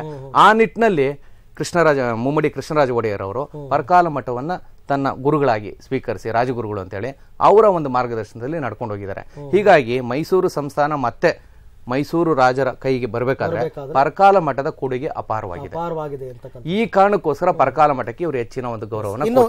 ಇನ್ನು ಶ್ರೀನಿವಾಸ ಮೂರ್ತಿ ಅವರೇ, ಮೈಸೂರಿನ ಜನತೆ ಹೇಗೆ ಅಂತಂದ್ರೆ, ಮೈಸೂರಿನಲ್ಲಿ ರಾಜನಿಲ್ಲದ ಮೈಸೂರನ್ನ ಕಲ್ಪಿಸ್ಕೊಳ್ಳಲ್ಲ ಯಾರು. ಹೌದು, ಅವ್ರಿಗೆ ಅಧಿಕಾರ ಇದೆಯಾ ಇಲ್ವಾ ಅದು ಸೆಕೆಂಡ್ರಿ. ಆದ್ರೂ ದಸರಾ ಬಂತು ಅಂತಂದ್ರೆ ದರ್ಬಾರ್ ನಡಿಬೇಕು, ದರ್ಬಾರ್ನಲ್ಲಿ ಆಸೀನರಾಗಬೇಕು ಮಹಾರಾಜರು. ಕಳೆದ ಬಾರಿ ಆ ಒಂದು ಸೌಭಾಗ್ಯ ವಂಚಿತರಾಗ್ಬಿಟ್ರು ಮೈಸೂರಿನವರು. ಸೊ ಈಗ ಯದುವೀರ, ನಾವ್ ಇಷ್ಟೆಲ್ಲ ಚರ್ಚೆ ಮಾಡೋದು ಅದು ಸೆಕೆಂಡ್ರಿ, ಅದು ಬೇರೆ ಒಂದ್ ಕಡೆ ಆಗ್ಬಿಟ್ರೆ, ಯದುವೀರ ಮೈಸೂರಿನ ರಾಜ ಅಂತಕ್ಕಂಥದ್ದನ್ನ ಪೂರ್ಣ ಮನಸ್ಸಿನಿಂದ ಮೈಸೂರಿನ ಜನತೆ ಒಪ್ಕೊಳ್ತಾರೆ ಅಂತಕ್ಕಂಥ ಭರವಸೆ ನನಗಿದೆ. ತಾವೇನ್ ಹೇಳ್ತೀರಿ? ಖಂಡಿತ ಇದೆ, ಖಂಡಿತ ಭರವಸೆ ಇದೆ, ಖಂಡಿತ ಭರವಸೆ ಪೂರ್ತಿಯಾಗಿದೆ. ಮತ್ತು ಮೈಸೂರು ಅರಸರಿಗೂ ಲಿಂಗಾಯತರಿಗೂ ಬಹಳ ಸಂಪರ್ಕ ಇತ್ತು. ಬೆರಣಿ ಒಳಗೆ ಅಡಿಗೆ ಮಾಡಿ ಊಟ ಮಾಡೋರು ಅವರು. ನಾನು ಕೇಳ್ಪಟ್ಟಿದ್ದೀನಿ, ಮಹಾರಾಜರು ನಾನು ನೋಡಿಲ್ಲ, ಮಹಾರಾಣಿಯವರು ಹೇಳೋರು ಲಿಂಗಾಯತರು ನಮ್ಗೆ ತುಂಬಾ ಇಷ್ಟವಾದವರು, ಬೆರಣಿ ಒಳಗೆ ಅಡಿಗೆ ಮಾಡಿ ಊಟ ಮಾಡ್ತಕ್ಕಂಥ ಪದ್ಧತಿ ನಮ್ಮಲ್ಲಿದೆ ಅಂತ ಹೇಳ್ಬಿಟ್ಟು ಅವ್ರ ಗುರುಗಳೊಬ್ರು ಬನ್ನೂರಲ್ಲಿದ್ರು ಲಿಂಗಾಯತರು. ಮಹಾರಾಣಿಯವರು ಗುರುಗಳು ಬನ್ನೂರಲ್ಲಿದ್ರು ಒಬ್ರು. ಆ ಬನ್ನೂರ್ಗು ನನ್ನೂ ಕರ್ಕೊಂಡು ಹೋಗಿದ್ರು ಮಹಾರಾಣಿಯವರು ಆ ಗುರುಗಳ ಹತ್ರ ಮಾತಾಡ್ಲಿಕ್ಕೆ. ಹೇಗ್ ಸ್ವಾಮಿ ನಮ್ ಗುರುಗಳು ಅಂತಂದ್ರು. ಒಳ್ಳೆಯವರಮ್ಮ, ಗುರುಗಳು ನಮ್ಗಿನ್ನ ಯಾರು ಹೆಚ್ಚಿಗೆ ವಿದ್ಯೆ ಕಲ್ತ್ಕೊಂಡಿರ್ತಾರೆ ಅವರೆಲ್ಲ ನಮ್ ಗುರುಗಳೇ ಅನ್ನೋ ರೀತಿಯಲ್ಲಿ ನೀವು ಹೇಳೋ ಗುರುಗಳು ಬೊಪ್ಪೇಗೌಡಪುರದ ಗುರುಗಳು. ಹೌದೌದು, ತಲಕಾಡ್ ಹತ್ರ ಮುಳುಕ್ತೋರೆ ಹತ್ರ ಇದೆ. ಮಹಾರಾಜರ ಕುಟುಂಬದವರ ರಾಜವಂಶಸ್ಥರ ಅದನ್ನ ನಡ್ಸ್ಕೊಂಡು ಹೋಗ್ತಾರೆ. ಅವ್ರಿಗೂ ಇವರಿಗೂ ತುಂಬಾ ಸಂಪರ್ಕನೇ ಸಂಪರ್ಕ. ಇಲ್ಲಿ ಲಿಂಗಾಯತರಿಗೂ ಇದಕ್ಕೆ ಏನ್ ಸಂಬಂಧ ಅಂತ ಹೇಳಿದ್ರೆ, 1399ರಲ್ಲಿ ಈ ಮೈಸೂರಿನ ಇತಿಹಾಸ ಪ್ರಾರಂಭ ಆಗುತ್ತಲ್ಲ, ಆಗ ಇಬ್ರು ಜಂಗಮರು ಅಂದ್ರೆ ಲಿಂಗಾಯತ ಗುರುಗಳು ಈ ಮೈಸೂರಿನ ರಾಣಿಯರಿಗೆ ಸಹಾಯವನ್ನು ಮಾಡಿದ್ದಾರೆ. ಅವರಿಬ್ರು ಜಂಗಮರು ಸಹಾಯ ಮಾಡದೆ ಹೋಗಿದ್ರೆ ಈ ರಾಜವಂಶ ಬರ್ತಾ ಇರ್ಲಿಲ್ಲ. ಬಹುಶಃ ಈ ಒಂದು ಕೃತಜ್ಞತೆ ಸಲ್ಲಿಸೋದಕ್ಕೋಸ್ಕರ ಮೈಸೂರಿನ ಅರಸರು ಈ ಜಂಗಮರಿಗೆ ಬಹಳ ಹೆಚ್ಚಿನ ಪ್ರಾಧಾನ್ಯತೆಯನ್ನ ಕೊಟ್ಟಿದ್ದಾರೆ ಅಂತ ಹೇಳ್ಬೋದು. ಮತ್ತೆ ಅವರ ಕೊಡುಗೆನೂ ಕೂಡ ಇದೆ. ಪರಕಾಲ ಮಠ, ಹಾಗೇನೇನೆ ಇಬ್ರು ಜಂಗಮರು, ಮತ್ತೆ ನಾಡಿನ ಜನ. ಹೀಗಾಗಿ ಎಲ್ಲರ ಒಂದು ಕೊಡುಗೆ ಈ ಸಂಸ್ಥಾನಕ್ಕೆ ಇರೋದ್ರಿಂದ 1399ರಿಂದ ಈ ಕ್ಷಣದವರು. ಹೌದು, ಖಂಡಿತ. ಕೊನೆ ಮಾತುಗಳನ್ನ ನಾನು ನಂಜರಾಜ ಅರಸ್ ಅವ್ರ ಹತ್ರ ಕೇಳ್ಬಿಡ್ತೀನಿ. ಗುರುಗಳೇ, ನಾವು ಮಾತಾಡ್ತಾ ಇದ್ವಿ ಬಹಳ ಅಂದ್ರೆ ಜವಾಬ್ದಾರಿ ವಿಚಾರಗಳ ಬಗ್ಗೆ ನೀವು ಸಾಕಷ್ಟು ತಿಳಿಸಿದ್ರಿ, ಮುಂದೆ ಇರ್ತಕ್ಕಂಥ ಸವಾಲುಗಳೇನು ಅಂತ ಅಂದ್ಬಿಟ್ಟು. ಹಾಗೆಯೇ ಮೈಸೂರಿನ ಜನತೆಗೂ ಮೈಸೂರಿನ ಅರಮನೆಗೂ ರಾಜವಂಶಕ್ಕೂ ಒಂದು ಅವಿನಾಭಾವ ಸಂಬಂಧ, ಭಯ ಭಕ್ತಿಗಳಿದ್ದೇ ಇರುತ್ತೆ. ಮುಂದೆ ಯದುವೀರ ಅವರನ್ನು ಕೂಡ ಮೈಸೂರಿನ ಜನತೆ ಹಾಗೇನೆ ಒಪ್ಕೊಳ್ತಾರಾ ಅಂತಕ್ಕಂಥದ್ದು ಪ್ರಶ್ನೆ. ತಾವೇನ್ ಹೇಳ್ತೀರಾ ಗುರುಗಳೇ? ಜನ ಒಪ್ತಾರೋ ಬಿಡ್ತಾರೋ ಅನ್ನೋದು ಇಲ್ಲಿ ಮುಖ್ಯವಾದ ಪ್ರಶ್ನೆ ಅಲ್ಲ. ಜನ ಅಲ್ಲಿ ಟೂರಿಸಂ ಪಾಯಿಂಟ್ ಇಂದ ಕೆಲವರು ಬಂದು ನೋಡಬಹುದು, ಅಥವಾ ಪ್ರೇಮದಿಂದ ಬಂದು ನೋಡಬಹುದು. ಆದರೆ ನೀವು ಈ ಬ್ರೇಕ್ ಅಲ್ಲಿ ನೀವು ಮಾತಾಡ್ತಾ ಇದ್ರೆ ಶ್ರೀಕಂಠ ದತ್ತರಿಗೆ ಮುಖ್ಯಮಂತ್ರಿ ಆಗುವಂತ ಒಂದು ಆಸೆ ಇತ್ತು ಅಂತ ನೀವು ಹೇಳಿದ್ರಿ. ನಾನ್ ಹೇಳ್ತೀನಿ, ಎಲ್ಲಿವರೆಗೆ ಮುಖ್ಯಮಂತ್ರಿ ಆಗುವ ಆಸೆ ಎಲ್ರಿಗೂ ಇರುತ್ತೆ. ಆದರೆ ಇವರು ಚುನಾವಣೆಯಲ್ಲಿ ಯಾಕೆ ಸೋತರು? ಜನಸಂಪರ್ಕವನ್ನು ಬಿಟ್ಟಿದ್ದರಿಂದಾಗಿ ಜನ ಪ್ರೇಮ ಕೊಡ್ತಾರೆ. ಆದ್ರೆ ಜನಗಳ ಮಧ್ಯೆ ಅದು ಭಾವುಕತೆಯ ಸಂಬಂಧ, ಪಕ್ಕಾ ಭಾವುಕತೆಯ ಸಂಬಂಧ. ಶ್ರೀಕಂಠ ದತ್ತಗೋಸ್ಕರ ಅಲ್ಲ, ಶ್ರೀಕಂಠ ದತ್ತನ ತಂದೆಯ ಬಗ್ಗೆ ಅಭಿಮಾನ, ಅವರ ತಾತನ ಬಗ್ಗೆ ಇದ್ದಂತ ಅಭಿಮಾನದಿಂದಾಗಿ ಇಡೀ ರಾಜವಂಶದ ಕೊಡುಗೆಯನ್ನು ನೋಡಿ ಈತನಲ್ಲಿ ಇಡೀ ಪರಂಪರೆಯ ಬಿಂಬವನ್ನ ಶ್ರೀಕಂಠ ದತ್ತಲ್ಲಿ ಕಂಡ್ರು. ಅದು ನೇರ ಮಗ ಬೇರೆ. ಹೀಗಾಗಿ ಆಮೇಲೆ ಅವನು ಅಂಬಾರಿಯಲ್ಲಿ ಕೂತ್ ಹೋಗ್ತಾ ಇದ್ರು ಅವರು ಒಂದು ಕಾಲದಲ್ಲಿ, ಅಪ್ಪ ಇದ್ದಾಗ ಅಪ್ಪನ ಜೊತೆ ಹೋಗ್ತಾ ಇದ್ರು. ಅದು ಒಂದು. ಆದರೆ ಎಷ್ಟೇ ಆಸೆ ಇದ್ರು ಜನಸಂಪರ್ಕವನ್ನು ಕಳ್ಕೊಂಡ್ರಲ್ಲ, ಅವಾಗ ಜನ ಸೋಲ್ಸಿದ್ರು. ಹೌದು, ಜನ ಸೋತಾಗ ಏನ್ ಅರ್ಥ ಆಯ್ತು? ಜನ ಇಷ್ಟಪಟ್ಟಿದ್ ಯಾತಕ್ಕೆ ಅದೇ ಜನ ಯಾಕೆ ಗೆಲ್ಲಿಸ್ಲಿಲ್ಲ? ಹೌದು, ಇದೇ ಮೈಸೂರಿನ ಜನನೇ. ಮೈಸೂರ ಯಾಕೆ ಮೂರನೇ ಜಾಗಕ್ಕೆ ಸೋತಾಗ 3ನೇ ಭಾಗಕ್ಕೆ ಬಂದ್ರು. ಹೌದು, ಕಷ್ಟಪಟ್ಟು ಠೇವಣಿ ತಕೊಂಡ್ರು. ಯಾತಕ್ಕೆ ಸೋಲ್ಸಿದ್ರು? ಅದೇ ಜನ ಯಾಕೆ ಸೋಲ್ಸಿದ್ರು? ಜನಸಂಪರ್ಕವನ್ನ ಬಿಟ್ಟಿದ್ರಿಂದಾಗಿ ಸೋಲ್ಸಿದ್ರು. ಅದೀಗ ಹಳೆ ಬೋಳಮ್ಮ ಚುರುಬ್ ನೆನ್ಸ್ಕೊಂಡಾಗೆ ಹಳೆ ಕತೆ ನನಗೆ ಬೇಡ. 1399 ಇಸ್ವಿ ಕತೆ ಬೇಡ.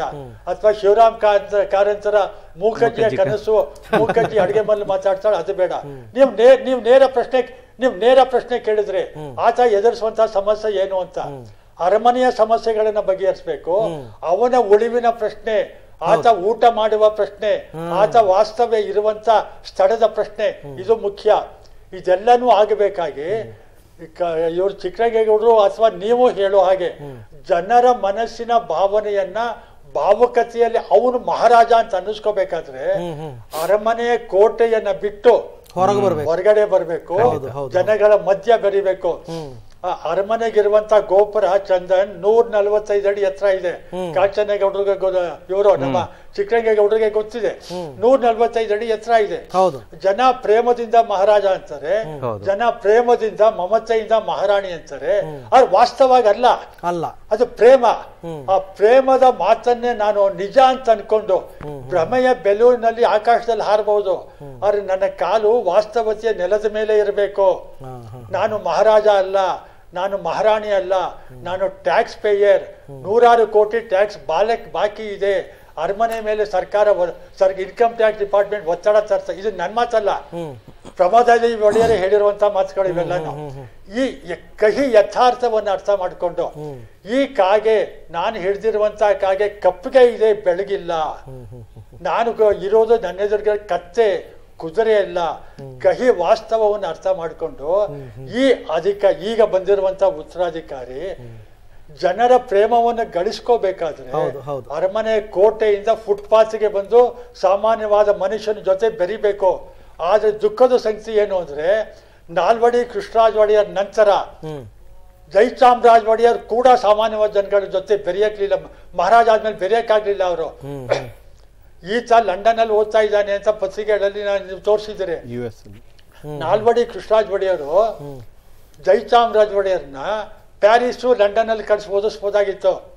ಅವ್ರು ಕಳಿಸ್ಲಿಲ್ಲ, ಅವ್ರಿಗೆ ಅವ್ರ ಸಾಮರ್ಥ್ಯ ಇತ್ತು, ಕಳಿಸ್ಲಿಲ್ಲ. ನಾಳೆ ಮಹಾರಾಜ ಆಗ್ಬೇಕಾದವನು ಸಾಮಾನ್ಯವಾದ ಜನರ ಜೊತೆ ಬೆರಿಬೇಕು, ಅವರ ಕಷ್ಟಕ್ಕೆ ಸ್ಪಂದಿಸ್ಬೇಕು ಅಂತ ಸಾಮಾನ್ಯ ವಿದ್ಯಾರ್ಥಿಗಳು, ಬಡ ವಿದ್ಯಾರ್ಥಿಗಳು ಹೋಗುವಂತ ಮಹಾರಾಜ ಕಾಲೇಜಿಗೆ ಕಳಿಸಿದ್ರು. ಜಯಚಾಮರಾಜ ಒಡೆಯರ್ಗೆ ಸ್ಪೆಷಲ್ ಆಗಿ ಕುರ್ಚಿ ಹಾಕ್ಲಿಲ್ಲ. ಈ ಹುಡುಗರು ಕೂತ್ಕೊಳ್ಳುವಂತ 5 ಜನ ಕೂತ್ಕೊಳ್ಳೋ ಬೆಂಚ್ ಇದೆ, ಡೆಸ್ಕ್ ಇದೆಯಲ್ಲ, ಡೆಸ್ಕ್ ಅಲ್ಲಿ ಕೂತ್ಕೊಳ್ಳೋರು ಅವರು. ಕಾರಲ್ಲಿ ಹೋಗಿದ್ ಬರ್ತಿದ್ರೆ ಹೊರತು ಡೆಸ್ಕ್ ಅಲ್ಲಿ ಕೂತ್ಕೊಳ್ಳೋರು. ಆ ಜನ ಸಂಪರ್ಕ ಇರಬೇಕು, ಶ್ರೀ ಸಾಮಾನ್ಯನ ಕಷ್ಟವನ್ನ ಅರಿಬೇಕು, ಸ್ಪಂದಿಸ್ಬೇಕು ಅನ್ನೋ ಕಾರಣಕ್ಕೆ ನಾಲ್ವಡಿ ಕೃಷ್ಣರಾಜ ಒಡೆಯರು ಪ್ಯಾರಿಸ್ಗೆ ಇಂಗ್ಲೆಂಡ್ ಕಳಿಸ್ಲಿಲ್ಲ ಮುಂದಿನ ಮಹಾರಾಜಾಗವನ್ನ. ಆ ಭಾವನೆಯನ್ನ ಇಂದು ಇರುವಂತ ವ್ಯಕ್ತಿಗಳು, ಗಂಡಿರ್ಬಹುದು ಹೆಣ್ಣಿರ್ಬಹುದು, ಇವನು ಯದುವೀರ್ ಇರ್ಬೋದು, ಅವರ ಪೂರ್ವಾಶ್ರಮದ ತಂದೆ ತಾಯಿ ಇರ್ಬೋದು, ಇಲ್ಲ ಹೊಸ ಆಶ್ರಮದ ಹಿಂದಿನ ಆಶ್ರಮದ ತಂದೆ ತಾಯಿ ಇರ್ಬೋದು, ತಂದೆ ಇಲ್ಲ ತಾಯಿ ಇರಬಹುದು. ಇವ್ರುಗಳು ಅದನ್ನ ಅರ್ಥ ಮಾಡಿ ಕಹಿ ವಾಸ್ತವವನ್ನು ಅರ್ಥ ಮಾಡಿ ವಾಸ್ತವದ ಚೌಕಟ್ಟಿನಲ್ಲೇ ಬಹಳ ಒಳ್ಳೆ ಮಾತು ಹೇಳಿದ್ರಿ. ಜನಗಳ ಜೊತೆ ಬರೀಬೇಕು, ಸರ್ಕಾರದ ಜೊತೆಯೂ ಅದೇ ರೀತಿ ಸ್ಪಂದಿಸ್ಬೇಕು. ಆ 145 ಅಡಿ ಗೋಪುರದ ಮೇಲೆ ಕೆಂಪು ದೀಪದ ಹತ್ರ ಕೂತ್ಕೊಂಡ್ಬಿಟ್ಟು ನಾನು ಮಹಾರಾಜ, ನಾನು ಮಹಾರಾಣಿ ಅನ್ಕೊಂಡ್ರೆ ನೆಲ ಚೂರೋಗುತ್ತೆ. ಧನ್ಯವಾದ, ಖಂಡಿತ ಒಳ್ಳೆ ಒಳ್ಳೆ ಮಾತುಗಳನ್ನ ಹೇಳಿದೀರಾ. ಅವರಿಗೆ ಕಿವಿ ಮಾತು ಅದು ಆದಂಗಾಗಿದೆ ಗುರುಗಳೇ. ಧನ್ಯವಾದ, ಥ್ಯಾಂಕ್ ಯು ವೆರಿ ಮಚ್. ಇಲ್ಲಿ ತನಕ ನಮ್ಮ ಜೊತೆ ಜಾಯ್ನ್ ಆಗಿದ್ರಿ, ಧನ್ಯವಾದ ತಮಗೆ ಗುರುಗಳೇ. ಇನ್ನು ನಮ್ಮ ಅಂತಿಮ ಹಂತಕ್ಕೆ ಬಂದ್ಬಿಟ್ಟಿದೀವಿ ಈ ಚರ್ಚೆಯಲ್ಲಿ. ನಮ್ಮ ಕೆಲವು ಮಾತುಗಳನ್ನ ಹೇಳಿಲ್ಲ ನಂಜರಾಜರ್, ಅದು ನೋವಿನಿಂದ ಅಲ್ಲ, ಬೇವಿನ ಎಣ್ಣೆಯನ್ನು ಕುಡಿಸಿದ್ದಾರೆ. ಬೇವಿನ ಎಣ್ಣೆ ಆರೋಗ್ಯಕ್ಕೆ ಒಳ್ಳೇದು, ಕುಡಿಬೇಕಾದ್ರೆ ಕಹಿ ಇರುತ್ತೆ, ಆದ್ರೆ ಆರೋಗ್ಯದ ದೃಷ್ಟಿಯಿಂದ ಒಳ್ಳೇದು. ಹೇಳುವ ಮಾತುಗಳನ್ನ ನೇರವಾಗಿ ಹೇಳಿದಾರೆ. ಮತ್ತೆ ಹಿರಿಯರಾಗಿ ಆ ನೋವಿನ ಮಾತುಗಳು ಅನಿಸ್ತು ನನಗೆ, ಅದಕ್ಕೋಸ್ಕರ ಇಲ್ಲ ಬೇವಿನ ಎಣ್ಣೆಯನ್ನ ಕುಡಿದ ನೋವಿನ ಮಾತುಗಳು ಅಂತ ಅಲ್ಲ, ಕುಡಿಯುವಾಗ ನೋವಾಗುತ್ತೆ, ಕುಡಿದ ನಂತರ ನಮ್ಮ ಆರೋಗ್ಯದ ದೃಷ್ಟಿಯಿಂದ ಒಳ್ಳೇದು. ಆದ್ರೆ ಇಲ್ಲಿ ಇನ್ನೊಂದು ಅಂಶವನ್ನು ನಾವು ಗಮನಿಸಬೇಕು. ನಿಜ, ಯದುವೀರ್ ಅವರು ಜನಸಾಮಾನ್ಯರ ಜೊತೆ ಬೆರೀಬೇಕು, ಜನಸಾಮಾನ್ಯರಲ್ಲಿ ಒಂದಾಗಬೇಕು. ಆದ್ರೆ ಅದಕ್ಕೊಂದು ಒಂದು ಪ್ಲಾಟ್ಫಾರ್ಮ್ ಬೇಕಲ್ವಾ? ಅಂತ ಇದ್ದಾರೆ ನಂಜರಾಜ್ ಅರಸ್ ಅವರು. ಗುರುಗಳೇ ಹೇಳಿ, ಖಂಡಿತ ಒಂದ್ ಮಾತು ಹೇಳ್ಬೇಕು ಅಂತಂದ್ರೆ ಹೇಳಿ ಸರ್. ಈಗ ನಾನು ಯಾವುದೇ ವೈಯಕ್ತಿಕ ದ್ವೇಷದಿಂದ ಹೇಳ್ತಾ ಇಲ್ಲ, ನಾನು ಎಲ್ಲರಿಗೂ ಒಳ್ಳೇದಾಗಲಿ ಅಂತ ಇಷ್ಟಪಡುವಂತ ವ್ಯಕ್ತಿ. ನಾನು ಶ್ರೀಕಂಠ ದತ್ತರಿಗೂ ಒಳ್ಳೇದಾಗಲಿ, ಅರಮನೆ ವಾಪಸ್ ಬರ್ಲಿ ಅನ್ನೋ ಕಾರಣದಿಂದಾಗಿ ಕುಮಾರಸ್ವಾಮಿ ಮುಖ್ಯಮಂತ್ರಿ ಆಗಿದ್ದಾಗ ಅರಮನೆ ವಾಪಸ್ ಕೊಡಿಸುವಂತ ಪ್ರಯತ್ನವನ್ನು ಕೂಡ ನಾನು ಪಟ್ಟಿದ್ದೆ. ನಾನೊಬ್ನೇ ಪಟ್ಟವನು. ಆ ಮಾತು ಶ್ರೀಕಂಠ ದತ್ತ ಮತ್ತೆ ನನಗೆ ಗೊತ್ತು, ಕುಮಾರಸ್ವಾಮಿ ಗೊತ್ತು, DT ಜಯಕುಮಾರ್ ಜಿಲ್ಲಾ ಮಂತ್ರಿಗೆ ಗೊತ್ತು. ಅರಮನೆಯ ಬಗ್ಗೆ ವಾಣಿ ವಿಲಾಸ ರಸ್ತೆ ಹೆಸರು ಬದಲಾಯಿಸಿ ಮಹಾತ್ಮ ಗಾಂಧಿ ರಸ್ತೆ ಅಂತ ಮಾಡಕ್ ಹೊರಟಾಗ ಆ ಪಾರಂಪರಿಕ ಹೆಸರನ್ನು ಉಳಿಸೋದಕ್ಕೋಸ್ಕರ ಕಷ್ಟಪಟ್ಟವ್ ನಾನು. ಪಬ್ಲಿಕ್ ಇಂಟ್ರೆಸ್ಟ್ ಲಿಟಿಗೇಷನ್ ಕೇಸ್ ಆಗಿ 10 ವರ್ಷ ಫೈಟ್ ಮಾಡಿದವ್ ನಾನು. ನನಗೆ ಅರಮನೆಯ ಹೆಸರಿಗೆ ಮಸಿ ಬರಬಾರದು, ಅದಿನ್ನೂ ಬೆಳಗಬೇಕು ಅನ್ನುವ ನನಗೆ ಆಸೆ. ಖಂಡಿತ ಗುರುಗಳೇ, ನೀವು ಯಾವಾಗ್ಲೂ ಅರಮನೆ ವಿಚಾರವಾಗಿ ನಾವ್ ಏನೇ ಕೇಳಿದ್ರು, ಯಾವಾಗ ಕೇಳಿದ್ರು ನೀವು ಮಾತಾಡೋದಕ್ಕೆ ಬರ್ತೀರಾ ನೋಡಿ. ಆ ಪ್ರೀತಿ ನಿಮ್ಗೆ ಯಾವಾಗ್ಲೂ ಕೂಡ ಗೊತ್ತಿರುತ್ತೆ, ನಿಮ್ಗೆ ಎಷ್ಟು ಪ್ರೀತಿ ಇದೆ ಅರಮನೆ ವಿಚಾರವಾಗಿ, ರಾಜವಂಶಸ್ಥರ ಪರವಾಗಿ ಅಂತಕ್ಕಂಥದ್ದು. ಖಂಡಿತವಾಗಿ ನೀವು ಯಾರ ಮೇಲೂ ಆರೋಪ ಮಾಡ್ತಿಲ್ಲ, ಅದು ಖಂಡಿತ ಗೊತ್ತು. ನಿಮ್ಗೆ ಅದ್ರ ಮೇಲೆ ಇರ್ತಕ್ಕಂಥ ಭಾವುಕತೆ, ಪ್ರೀತಿಯನ್ನ ನಿಮ್ಗೆ ತೋರಿಸ್ತಾ ಇದ್ದೀರಾ, ಖಂಡಿತ ಗೊತ್ತಾಗುತ್ತೆ. ಥ್ಯಾಂಕ್ ಯು ವೆರಿ ಮಚ್, ಧನ್ಯವಾದ ಚಿಕ್ಕರಂಗೇಗೌಡ್ರೆ. ಇದೆಲ್ಲ ಬಿಟ್ಬಿಡೋಣ. ಈಗ ಮುಂದೆ ಇಷ್ಟೆಲ್ಲ ವಿಚಾರಗಳು ಚರ್ಚೆಗೆ ಒಳಪಟ್ಟಿರ್ತಕ್ಕಂಥದ್ದು. ಯದುವೀರ್ ಅವರು ಮುಂದೆ ಮಹಾರಾಜರಾದ ನಂತರ ಅವರವ್ರ ಕರ್ತವ್ಯ ಏನಿರುತ್ತೆ ಅದನ್ನು ಅವರು ಸಂಭಾವನೆ ಮಾಡಲೇಬೇಕಾಗುತ್ತೆ, ಮಾಡ್ತಾರೆ ಅಂತಕ್ಕಂಥದ್ದು. ಆದರೆ ಹಿಂದೆ ಮಹಾರಾಜರಾಗಿದ್ದಂತಹವರು, ದೊಡ್ಡ ದೊಡ್ಡ ಹೆಸರು ಮಾಡಿದಂತಹ ಕೃಷ್ಣರಾಜ ಒಡೆಯರ್ ಅವರು, ಜಯಚಾಮರಾಜೇಂದ್ರ ಒಡೆಯರ್ ಅವರು, ಅವಾಗ ಅವ್ರಿಗೆ ಅಧಿಕಾರ ಇತ್ತು, ಅವ್ರು ರಾಜರಾಗಿದ್ರು, ಅವ್ರೆಲ್ಲವನ್ನು ಮಾಡ್ತಾ ಇದ್ರು, ಸಮರ್ಥರಾಗಿದ್ರು. ಇದು ಈಗ ರೆಕ್ಕೆ ಇಲ್ಲದೆ ಇರೋ ಹಕ್ಕಿ ಇದು. ಅಲ್ಲ, ನೀವು ಸೇವೆ ಮಾಡ್ಬೇಕಾದ್ರೆ ಅಧಿಕಾರನೇ ಇರ್ಬೇಕಂತ ಏನಿಲ್ಲ, ಜನಗಳ ಜೊತೆ ಬೆರಿಬೇಕಾದ್ರೆ ಅಧಿಕಾರ ಇರ್ಬೇಕಂತ ಏನಿಲ್ಲ. ಏನು ಪ್ಲಾಟ್ಫಾರ್ಮ್ ಅಂದ್ರೆ ಅವ್ರು ರಾಜಕೀಯ ಕಿಳಿಬೇಕಾ? ಅಲ್ಲಲ್ಲ, ಈಗ ಲಂಡನ್ನಿನ ಸಮಾಜ ಸೇವೆ ಯುವರಾಣಿ ಡಯಾನಾ, ಆಕೆಗೆ ಏನು ಅಧಿಕಾರ ಇರ್ಲಿಲ್ಲ, ಸಮಾಜ ಸೇವೆನಲ್ಲಿ ತೊಡಗಿದ್ರು. ಇಲ್ಲ ಇರ್ಲಿ, ಆದ್ರೂನು ಬಡವರ ಸೇವೆ ಮತ್ತೆ ಬೇರೆ ಬೇರೆ ಈಗ ಹೆಣ್ಣು ಮಕ್ಕಳ ವಿದ್ಯಾಭ್ಯಾಸದ ಬಗ್ಗೆ, ಮೈಸೂರು ಮಹಾರಾಜರ ಈ ಸಂತತಿಯಲ್ಲಿ ಹೆಣ್ಣು ಮಕ್ಕಳಿಗೋಸ್ಕರ ಶಾಲೆಯನ್ನು ತೆರೆದಂತ ಮೊದಲನೇ ರಾಜ್ಯ. ಆ ಶಾಲೆಗಳನ್ನ ನಡೆಸೋದು, ಸರ್ಕಾರ ಅದನ್ನ ಸರಿಯಾಗಿ ನಡೆಸಲಿಲ್ಲ ಅಂದ್ರೆ ಅದ್ರ ಬಗ್ಗೆ ಫಾಲೋ ಅಪ್ ಮಾಡೋದು, ಬೇರೆ ಬೇರೆ ಕೆಲಸಗಳಿದಾವೆ.